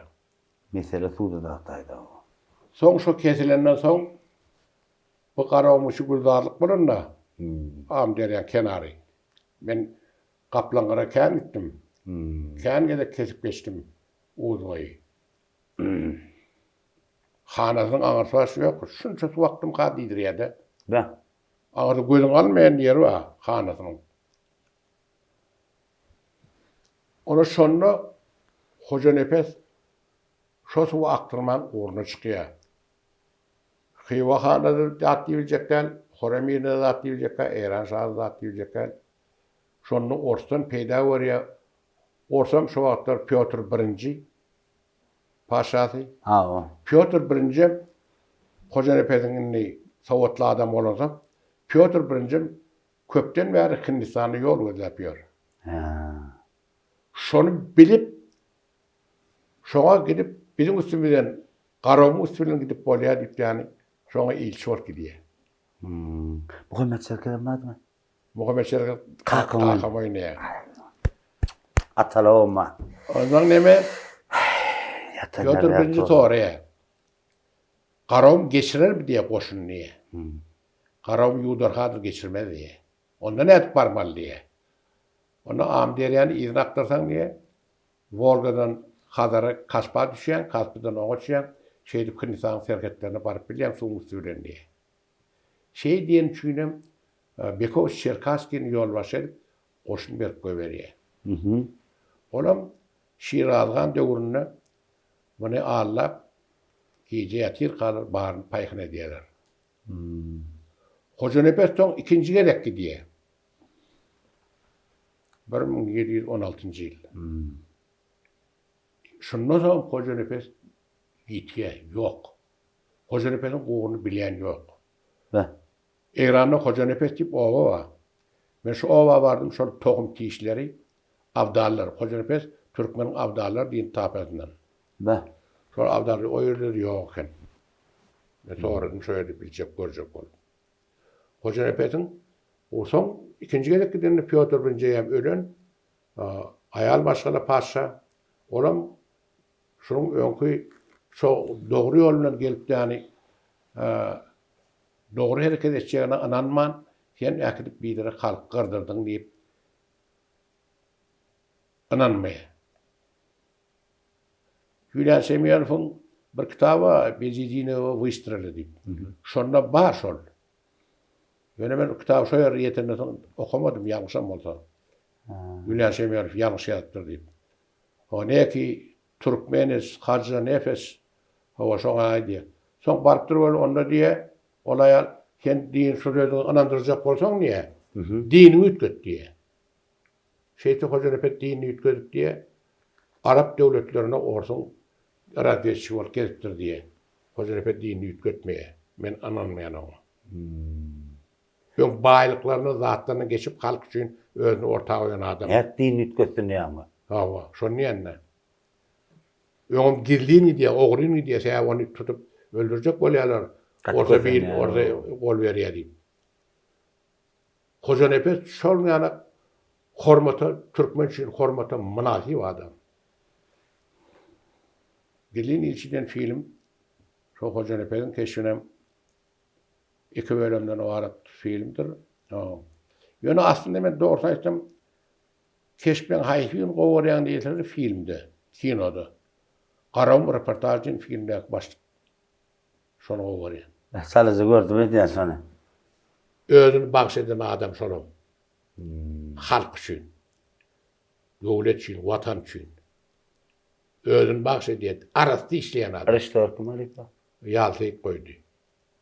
Yaltayıp koydu. Bahset yankı Gildin ilçin restore kim? Nihaçıncı yıllarda soruluyor. Gılın ilçi 85 yıl koyuldu, 86 yıl çıktı. Hal Mehmet Kakabay. Mehmet Kakabay. Görünen oraya Hal Mehmet koydu film. Katoy alipa.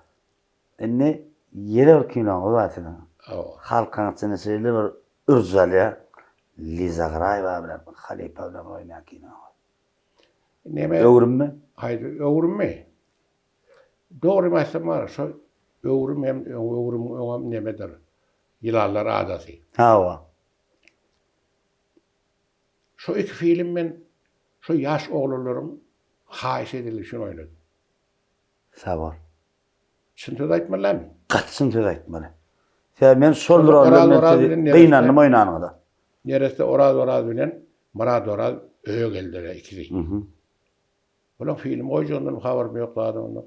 Gelden diýdi, geçen diýdim oturmadylar etmediler. Hende bir haýyşymyz bar diýdiler. Hawa bir film oýjak bolýar diýdiler. Birinji filmde şol neme ýylanlar adady. Murat'ın öýde oýnaýan. Menem on tanıyan direktör, tanıyan daha sonra çoğalık bir kömük edeysen orada hatta deyin Murat Bahadır. Ben gücüm yetse kömük edeyim ne emel dedim. Ene yaş restore. Ya bir rolumuz var değil, Ulakan Roşan'ı oynat versen dedim. Aha. Benim senaryo okuman hiç bir cevap vermeyedim. Ben kendi filme düşmedim yani. Ondan sonra senaryo okundan düşerim gelmedi. Aha. Yani kömek diyerler için ben şu filme düştüm. Şu film birincisi Yılanlar Adamı, ikincisi şu Öwrüm. Men oynayacak keşflerim değerli. Men näme üçin gynandım diýip oýnanyň alypy? Sebäbi ortaýdan Gildin ilçiden soň.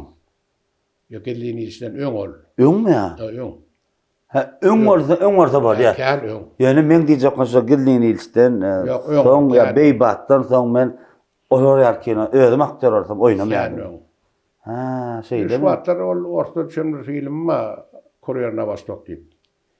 Hemme şu film boýunça men tanýarady menim. Zonaň içindemi? Ha? Zonaň Zonaň içinde. Bana bir üstökünlükde uğratdy. Pahan bol oynayan o. Hawa. Ben sonra düşmeliderim diyen öldüm. Men doğru görmedim o kinonu. Yoksam ola önkere gelenle hoca dursan neme diýin Nurjan şu film gaty öýerler diýer men göremagay diýdi. Ölemler 90-njy ýyla çykdy boly. 30 ýyl ograk gidip otyr şu film. Arşlar kim? O neme Adesa film öňüm bol. Ha, şeýle. O Sasha Basayev, Aleksandr Basayev diýen oglum. Menim görüm TikTok'ta oýtdyr biri. Maňa da uğratdy. O kan görýärler onu. Neme her şinde neme de gidip dur. Telewizde gidýär. Hawa. Kawatja gadar film gidip dur diýip. Moskwa kanalyna. O. Da. Bir neme bolýar da hem rol oynap görmeliler. Ben hayfır rol oynadım. Tapawdy ul kişi. Tiyatroda katıl roller oynadım. Hawa. Kinoda kişi roller oynamadım. Yani ene şol nemedäki Mankurt'ta oynan rolüm kişi rol ýön Jydaga oýaryan. Kiçik rol Stanislavskiň diýen gepişlerde gelýär. Kiçik rol ýok, kiçik artist var diýip. Hawa. Kiçik rol bar. Biderek ýaldan bolsa. Ular artistden bolsa böl neme doldurup bolmaýany. Eger biderek ýaldan bolsa, many mazmun pes bolsa, kişi rol bar. Stanislavskiň diýenem bolsa. Ýöne gowy ýaldan eserde artist onu ödep bilmese, yerine getirip bilmese, onu artist günäkär bolýar. Şol Mankurtdaky şol keşf gaty yerine düşen keşf. O da sonra Beybart'a düşmüyordum. Bir gelende düşüp gittim de verdi. Beybart'a. O Türk bilen Bilal'ındayım. O film bilen. Yöne şu filmde Şu filmi yana aýtdym anneme, Müsür bilen Bilal'ın. Ha o. Beybar'ın keşfini küçük çağa ağlap durunca çağa. Son oğlancık, son cahil, son yiğit, son qarry. 5 tane adam oynaya Beybar'dı. Ha o. Müsürlen şertine bağlaşılandan son şu Beybar'ın hem keşfini yıkacı adam öz oynuyor. Nur Şerif son adı. Ha. Sol oynuyor. Hem artistler, sevet artistleri onun sevet aktör oynap bolýar, Mansur onu aýyrýar, onun o et düşýär. Ben. Onun özünün nemesini alıp gitdi. Neme? Müsürü. Ben. O Müsürde alınan bölüklerim vardır neme? Ha o. Neme? Beybarsın. Ne halife.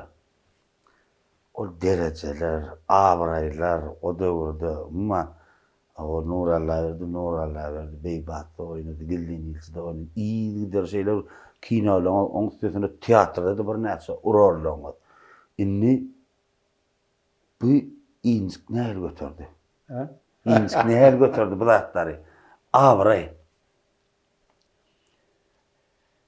Mesela bir daha değil, Şu oyuncu burada ayıp Şaşçıkladım, hiç yaşan menden ayrılın yok. Aha. Oğluluktan beri ben aslında 7 arkamda ahullar dedim. Ecemin atamın veren terbiyesi, pesperlik, adamları söylemek, adamları kovurmak. Biz çarvada yaşamızda, bir kümemizde bir 10 maşvur sığamdaktık da. Yani 10 adam gelse sığıyat yani şuna. Çıta mihman kovuruyordum dedim bakayım. Biz adamlara aşıklık bilen, adamlara hormat bilen şoňanak terbiýet aldyk Hudaýa şükür. Dädem hakda bir kağıt öýtse 52 ýyl dağda çopançylyk edip dağ käkirlikler, sürülleri aýaňa çoluşýaka bir käkilini daş atan adam näçe bolady? Ne yaptın ay? Tüpen atmak bada gurrunam ýok. Bir öl ağacyna palto uran adam däl. Öl ağaç elbette kesen, oklaw üçin, pil sap üçin, çopan taýak üçin, argaýdy bir ağaç bar dağda. Ha o. Gyrmyz ağaç. Ha o. Birem o döwürde o 50-nji ýyllarda jaý guranlar şo jaýyna neme tam ağaç gerek bolanda arşak eden. Ýogsa diňe gowrady ýamaly. Gaýta adamlara da aýdardy. Bir nazar kerde ağaçlary çapmaň. Çapmaň. Gowradyn kän ahry. Heme arasalarsınız. Hem gowradyly, gowadyly bararsınız. Şol bile de geçipdir. Edin o ölçü bolmasam, yani bir inime hasam ölçü de var. Dädeme iň ýakyn oğul diýen men ona. İmandan tap demedi. İncik diýilen mesele tebämen hiçden özü beş koymadı. Bir oynar keşfim o döwrün kamsamol bayran aldy. Öbür dawasynda. Ulu hormatly bayrak häzir Magtumulanyň ýaşlar bayragy. Ýa-da Magtumulanyň döwlet bayragyna münasip boldy. Tuğalama. Men 4 tane teatrda oynan keşfim 4 tanana 4 baha goýan, 5 goýup bilemok ýani. Onu iýjigem şoňa gora bolýar. 5 goýmak bolanok. Sonugut gutaranok hiç. Hiç gutaranok. Aňasyny ýetdim diýdiň işiňi aýtdygy. Bu babatda aýtdym men nälim. Gurumne şol çykam. Pagodin bir da aýtdy. Samodavolnie люди поправляются и тупеют diye. Öýlerini gowy hoş adamlar hemremek hem kütölmek bilen bolýar diye. Öýlerini gowy hoş adamlar 5 goýup berýärdiler. 5 goýup onu gutarýar mı? Aňyrsy ýok. Baha yok. Yok aňyry. Durýar. Hiç eter. Dol etdim, aňyrda çykdym diýip bolana. Hemme kärde şeýle. Her bir pir götürenin dayhan bolano. Her bir tayak götürenin çopan bolano. Ha. Hemme kärder şoňaly. Başladın meni halk artistler, hemme halk artist der. Mektep boýunça, düşünje boýunça. Kän il işlän adama halk artist bermek bolýar. Köp zähmet çekenlik üçin. İşletti. Köp zähmet çekenlik üçin diýipdäni. Sunugat ýok da. Sunugat bolmasa halkyň söýgüsini kazanmaly, halk derejesinde kalmaly. Şeýle artistler baýda kynasa. Özümiz pesbäligi tutup, ýürüte pesbäligi etjek bolamam, men bar bolup bilişim şo. Gönümel adam da halifesi. Ha? Gönümel adam siz. Gönümel aday diýäňiz. Ahir o da men başa hyla aýdyp bilemakda men. Katow häset şo. O, başa hyla aýdyp bilemek. Eger men çyn sözüm peýda getirýän bolsa men aýtmaly. Eger ýöne boş söz bolsa aýtmaly, saklanmaly, gaýrat etmeli. Ýöne men çyn sözüm peýda getirýän bolsa, olam bir 5 adamyň nemesini gowuna aglap bilen bolsa, uruhunu galdyryp bilen bolsa, ona ýadany bir bet pälleri toba getirip bilen bolsa, sonudyň aslynda edýän bitirýän iş şo da. Teatra gelýän adam, bet päli adam toba gelip gitmeli. Gowun çökkün adam gowun kalkıp gitmeli. Öte şady horramlyk etmeýän adam pikir etmeli. Şo sahnada edilýän işler sahna oýnanjak däller. Sahna bir mukaddes da doğrudan. Ali Becan. Sizin geçen ýoluňyz bir represikde yani Täs Mehmet Ali Gowda da etdi. 24 saat dowam etse getip bolmalydy. Bir represikde aýt gutararlar halife. Bu gepleşikden soň ýene başga demek bir kardeşlem siz barada gyzykdan, siz barada gepleşik etsek köpeler. Onu men bilýän. Benim üstaýda siz Maltum atdy. Men diýip bilýän, bilýän. Siz Elmydama Alparslan teatryna işýän döwründe halifesiniň ýanynda Elmydama Maltum Atamyň kitaby ýa-da Gurban Nazaryň kitaby bady. Mümkin bir ustaýda goşak ap berersiň. Häýlep gören halife. İssenlik goşgyn, isýän goşgyn. Awa bir ilkile Maltum Atam zandan okasaň.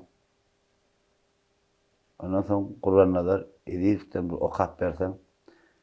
Häýi sen okajak goşgyna garaş oturan dinleýijiler halife. Näle görýäňiz? Bolýar. Aslında goşgyny şu adam ýerbet däl, şo ýagdaý bar. Goşgyny gelen wagt okumaly.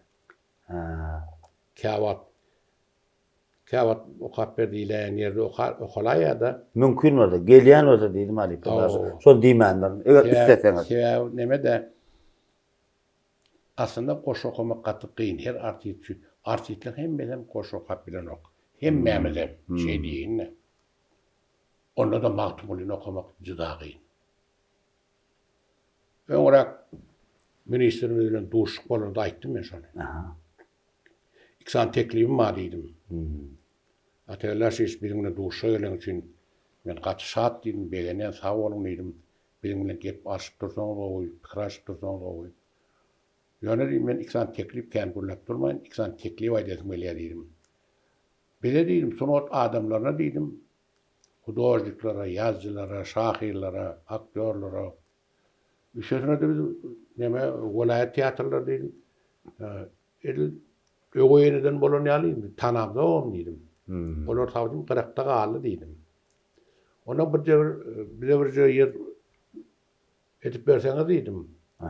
Bir çayjagaz, kofeçik gaýnayan yer bolsa, şöýde diýdim, bir adamlar gerek wagt barsa, üşüp pikir alışsa, maslahatlaşsak, her gün birat aýdar hudojnik, şeýitden diýdim, adamlar heme agdy birlik bolur, heme sunwatlar dörer, şuňa diýdim. Häýi ol bir wagtlar Kaşarov'da bar wagtynda Mayakovski'nin döwründe o edilen zat şol. Şol gece oyundan soň barıp şo ýerde oturar ekenler, ýazdylar, şahyrlar. Men olar ýanan neme soňa duşuklamalaryň köpsinde boldum Moskwada. Moskwada, Leningradda ýazdylar, jurnalistler neme duşuklan ýerleri. Onun hudojniklaryň ikinjem diýdim Maktumly wagtda birat diýesim gelýär. Maktumlyň goşugyny okaýarlyklary bardy. Maktumlyň goşugyny hemme kişi okaýar begenýän diýdim. Ýöne Maktumlyň goşugyny hemme okaýarlar efire goýarmalylar diýdim. Gowy pikir. Maktumlyň goşuglaryna oturuň, keseçiň, ikini okadyň, sonra galamatynyň ýüzlemesiniň nokadyň, şolary aň getirip, şolary bilen sowatly adam okasa, ilki aň getirip, ondan soň kalbyňa salyp şeýle okasaň, belki de gowy bolýandyr diýdim. Üstesine de diýdim, Maktumlyň şuňa zat et bolar diýip düşünýän idim. Maktumlyň goşugyny okaýanlaryň hemmesine efire goýarmalylar diýdim, ýaşlar şuňa okamaly hata edýär. Şonu öwrenýärler. Efirde istediýdim. Gaçy dogry. Hemme kişi okayan gowy zat diýdim. Ýöne hemme kişi efire goýarmalylar diýdim. Ýaşlary deýsinler. Hayratlyna men. Täze ýaşlaryň şeýle pikir edýärler diýdim. Hiç kim goşy Maktumlyň dol okap bilen ak diýdim. Okamak tas mümkin näme. Ýöne diýdim, okamaly däl diýdim, däldir. Okamaly, öwrenmeli. Täze bir wagtlar diýdim, CKKPSS'de Leniniň keşfini ýerine ýetirmek üçin diňe CKKPSS'niň gursady gerekdi diýdim. Kaýurov oýnaýardy, Ulyanov oýnaýardy. Krillov oynayat. Abi hemme goşşy okaýas bolýdy. Kağıt sözlemiň eýsini habaryny bilmeýärler ama kapdy diýsin. Şunu ýola goýsaň ondan diýdim. Şoň üçin Hatırlarsy ýola goýsa Halypy men asla seni görmemişem dillarym. Gururmy sen? Bilbil mi sen? Näme sen? Gamgyn köňlüm hyýalyňa allarym bagy içinde gül mi sen? Näme sen? Garaşymyň ýa seyitmiň, hojamyň ýa sakymyň, ýa şerapmyň, ýa jammyň? Ýa ýylmy sen, ýa günnüzmiň, gijemiň, ýa aýmy sen? Ýa günmi sen? Näme sen? Ya müşk mi sen, ya kokunur anvar mın, ayda bilmen ya çarp mı sen, çenmer mın? Ya derya mın, ya mevş mi sen, lenver mın? Ya gırdak mı? Ya burgun mu? Näme sen? Altın mı sen, kümüş mü sen, zer mi sen, ya arş mı sen, ya kurt mu sen, yer mi sen, ya yakut mu, ya mercan mı, dür mü sen, ya çırağ mı, ya revşen mi? Näme sen? Vaktim oly geç namusdan, arıňdan, el ötergül bu wapasız käriňden jahan dolu sen gapyl sen ýaryňdan meýmes mi sen? Ya şeydan? Näme sen? Bir rivayet bar. O son kuwatlardan has köpeltdilerim. Indi şo ýerde Idris Baba meçidinde okapdyrym diýerler. Ýa-da Niyazul Halipe bilen okapdyr azadyň özi diýim tapýarlar. Bir alymyň ýazýan zadyny anan ýazsa, olar şoňutunda kän çoro sowdýarlar. Meni ilkinji eşden rawayadım. Şöýde Niyazul Halipe diýip bir ulu halipe bolupdyr. Alymly adam. Ama magtumly bir gezek. Şoňa salama barypdyr diýip bir rawayat barda. Barypdyr onuň halipe bilen pir bilen görüşäjekdiň diýilende. sopaları barıp aydıptır oluyor, pir çıkmandır. Aha. Onu maktanım kağıt kalem alayım. Birat yazıptır da beriptir. Şu pirini de berin diye.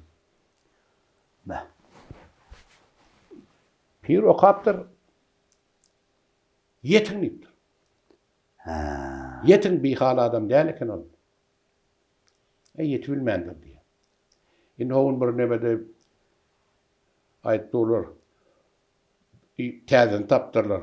Hacı qovuşana şeli iyinde düşküttürler diye. O nire 2000 kilometre var arapta. Bolya diyenmen anana yanına. Bir yakma çektir onu. Şonu yöne men akliyet boyunca Mahtumul şol kabul etmeyendir ol pir. Mahtumul özüm kimligim şoňa bek ayıp kaydıptır. Be. Şeyip düşünedim veliyede. Aha. Kalam alıp namani gönnerdigim bilmezmin. Efsunur pütkütni inirdigim bilmezmin. Arş üstüne kaldırıp binirdigim bilmezmin. 4 gece 3 gün ağlap dindirdigim bilmezmin. Eşek minip İsa dek yellirdigim bilmezmin. Mecnun gibi tehrada ağlay gezdigim, gözüm yaşın mercenney düzdügüm, varka kimin gülşadan ölüp umid düzdügüm, coşun berip ışvodun kaynap kızdıgım, şevli gibi bir dağı yanırdıgım, bilmez mi? Küt kimin perengnen çınmaçın neyip bardığım, bağ içinde bılkıtın saçını açıp gördüğüm, Süleyman'ın tahtından tözlep haber verdiğim, kuş kontun neyip başıma bilbil hengin kurduğum, çarşınmağın çeş vakti kondurduğum, bilmez mi? Sarahtının arkasına Mecnun vurdu cadini, bitmillah deyip başladı, çağırdı ustadını, haktan gayrı bir kimse eşitmedi dadını, 40 kaşık nağra çekip şoğla urdu odunu, göz yaşımdan su alıp söndürdüğüm bilmez mi? Şirvan Han'ın feudati ne acayip feudadır. Gıllan bir yana ağdırsa kıyametun rısvadır. 120 sap bulup her sapta bir govvadır. Aşıklığın coşunu akmaz uygun deryadır. Bir jurgodan 40 kaşık gandırdığım bilmez mi? Düşülmemiş şun karım, kamış şanat ak turpek, dünya meni taydırdı, bir yanım etti urpak, canı ciğer köyvan, tartar kan koymaz torpak, her tikenden 100 kunça, her 40 güllön bir yaprak, dağı daşı eleyip öndürdüğüm bilmez mi? Mahtumulu söyleyir 9 pelek zekresi, 7 yıldız kardeşi, ayın günün parası, nur didem yaktısı, ak gözümün karası, ağzımdan çeşmesi, sapa merve arası, Süleyman nek ehtimni sindirdığım bilmez. Bir gece yatırdım, tünün yarınına, bir 4 atlı gelip turul deydiler. Havarı birimiz sana pursat cayında şol yerde erler var. Görgül deydiler. Nadarım yetişeç ol 4 merdana köngülüm coşa geldi. Başım yerdana. Yanımda bariydi 2 divana. Durma oğlan anna bargıl deydiler. Şol 2 divanı tuttu kolumdan alvan gittiler durun yerimden bir işaret bollu şol vakt yanına seyranda bolvan durul deydiler. Bir 4 attı geldi bari sevzevaz, hasaları yaşıl atı tevlevaz, meclis halkasını kurman beyle az, Adem köptür, ulu kurul deydiler. Daştan çıktı 60 atlı gördüler. Muhammed deyip bar karşı gördüler. Sağlık, salamatlık bir sordular. Durman ulug jaya yörgül deydiler. Bir atın ardına meni aldılar. Seyramda şol jayda barıp durdular. Tamam oturdular. Meclis kurdular. Oğlan bana ara girgil deydiler. Alıdır deydiler, tuttu destimden boruya düşeğimini aldı astımdan. Men bilmedim bir zat koydu üstümden yolgun dövrandır sürgül deydiler. Haydardan soradım barça at ba at. Hazreti Peygamber oldur bolmayat. Ol Selim hocadır, ol Baba Duryat, ol Veysel Karadır bilgil deydiler. Ol Bahauddin'dir, ol bir erdir, ol Zengi Babadır, ol da namdardır, ol söyünşüp durun 4 çar yardır, maksadın ne bolsa sorgul deydiler. Şol vaqtda durun iki şeyhi şap, bu oğluna pata verin deydi sap. 124.000 enbiya ishab barsı şolurdur, bilgil deydiler. Resulullah aytti ya Şah-ı Merdan, ya Selim Hoca, ya Baba Selman, Ebu Bekir Sıddık, ya Ömer Osman oğlunun maksadını bergil deydiler. Selim, Baba Selman buyurdu merde, piyalanı tutup saldılar derde, gitti aklım, huşum, yattım şol yerde, arşta perşte ne var görgül deydiler. Yel boldum, yurdum yerin damarına, nazarım yetişeş arşın kemerine, Cevrut alemine, celil tırına gelip özün arap, görgül deydiler. Näge hayal etsem gola getirdim, kayda baksam ona nazar yetirdim. Bu hal ile men parahat yatıydım, yüzüme tüy kurup turgul deydiler. Resulullah aytti eshablar yürün, oğlunu uzadın bir pata verin, 4 atla buyurdu, eltip tavşırın, getirin jayına koygul deydiler. Turup maltım oly gözünü açıptır, serine ne köyler gelip geçiptir, mes inerdek ak köpükler saçıptır. Oğlan Allah yarın bargıl deydiler. Barsın sana geçer. Halipa can, ömrüm uzak bolsun. Allah canın sağ bolsun. Halipa indi bir mümkün bolsa bir kısancık sorumma. Şoňa da öz garaýşaňyz aýtsaňyz. Bu dünýä tema. Sunuwatdy bir garaty şurady. Egerde siz nuru Allah berdi bolup öz çağalaňyza ýekeje wesiýet bermeli. Bir gezekde mümkinçilik berdi. Şol wesiýeti 40 ýaşyňyzda berip bilýäňiz, 70 ýaşyňyzda berip bilýäňiz, istenip wagt berip bilýäňiz ýöne şu sizin beren wesiýetini sizin çağalaňyza, aktyklaňyza, çoğulklaňyza sizin dogamatyny nur Allah berdi. İdinläki neberesine, dogamatyna ömrüni kalbynden çykmajak, aňyndan ýitmejek wesiýet bolmaly. Şonda siz halipa näme wesiýet goýup giderdi? Men şonu oğluma pent diýip bir goşy ýazdym. Şoň bilen jogap beräýin. Atory. Edir özler şoň. Cemşit Qullugoýdanna ýazdym şonu. Başdyna. Bar aman git. Aman gitti, aman gel. Vatan hakta, atan hakta pikir et. Vatan gorugyna gitmeklik oğlum sen paýyňa düşenine şükür et. Yurt şatynyň kanunyny kaýyl bil, beýik serkerdäň talabyny bilgin. Ýatda sakla atalaryň pendini paýgat etgin ömür wepaly bolgun. Atan kimdigini unutma her hal yurt derdinden çette koyma özüňi.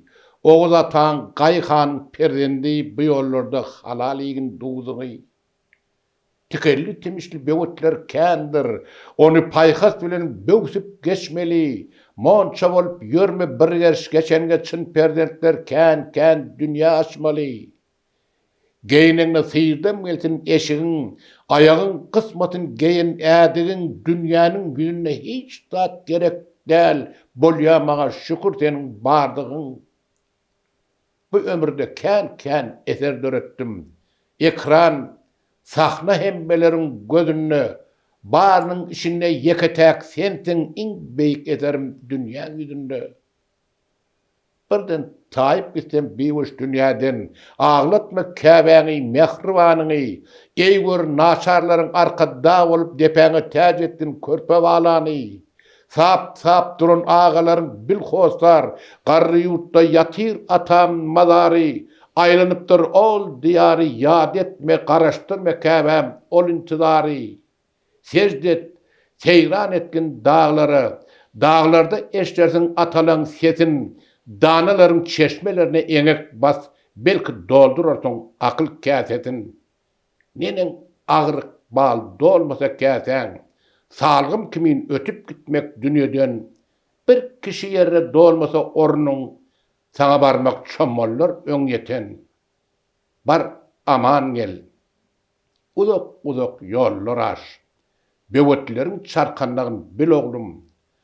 Aşmasaňam egin gerçleri iň bolmanyna ataň ýalyp bolar.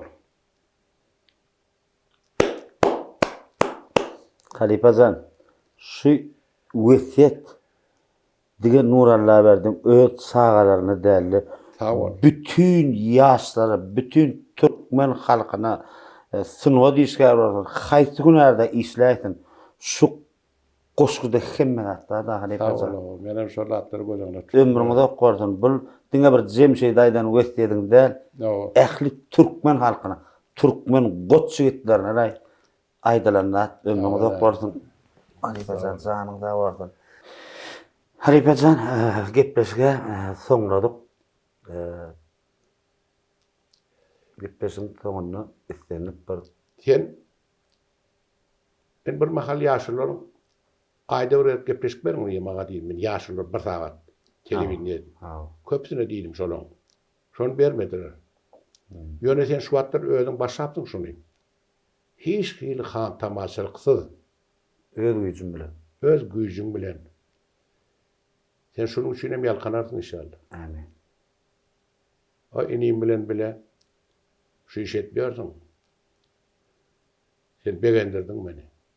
Senin şu hattağım kollayan adam yurdun devlet yolbaşçısı oluyor.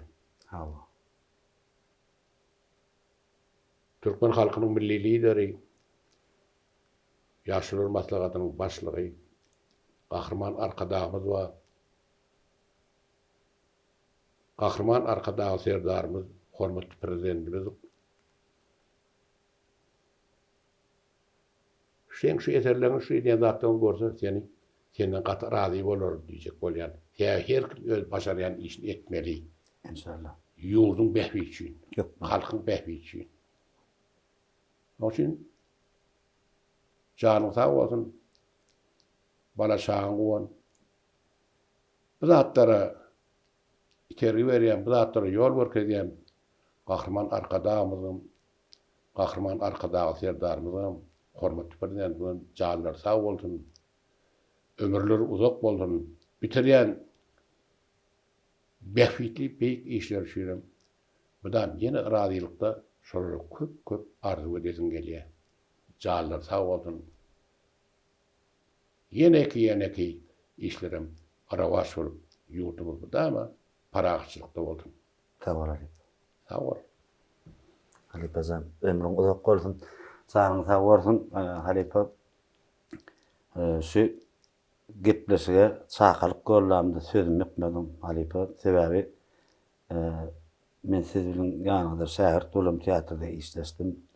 Men şu jogaba garaşdym ýöne Halipa maňa ýok diýme, men gowurýady. Ýok. Bilýän Halipajan.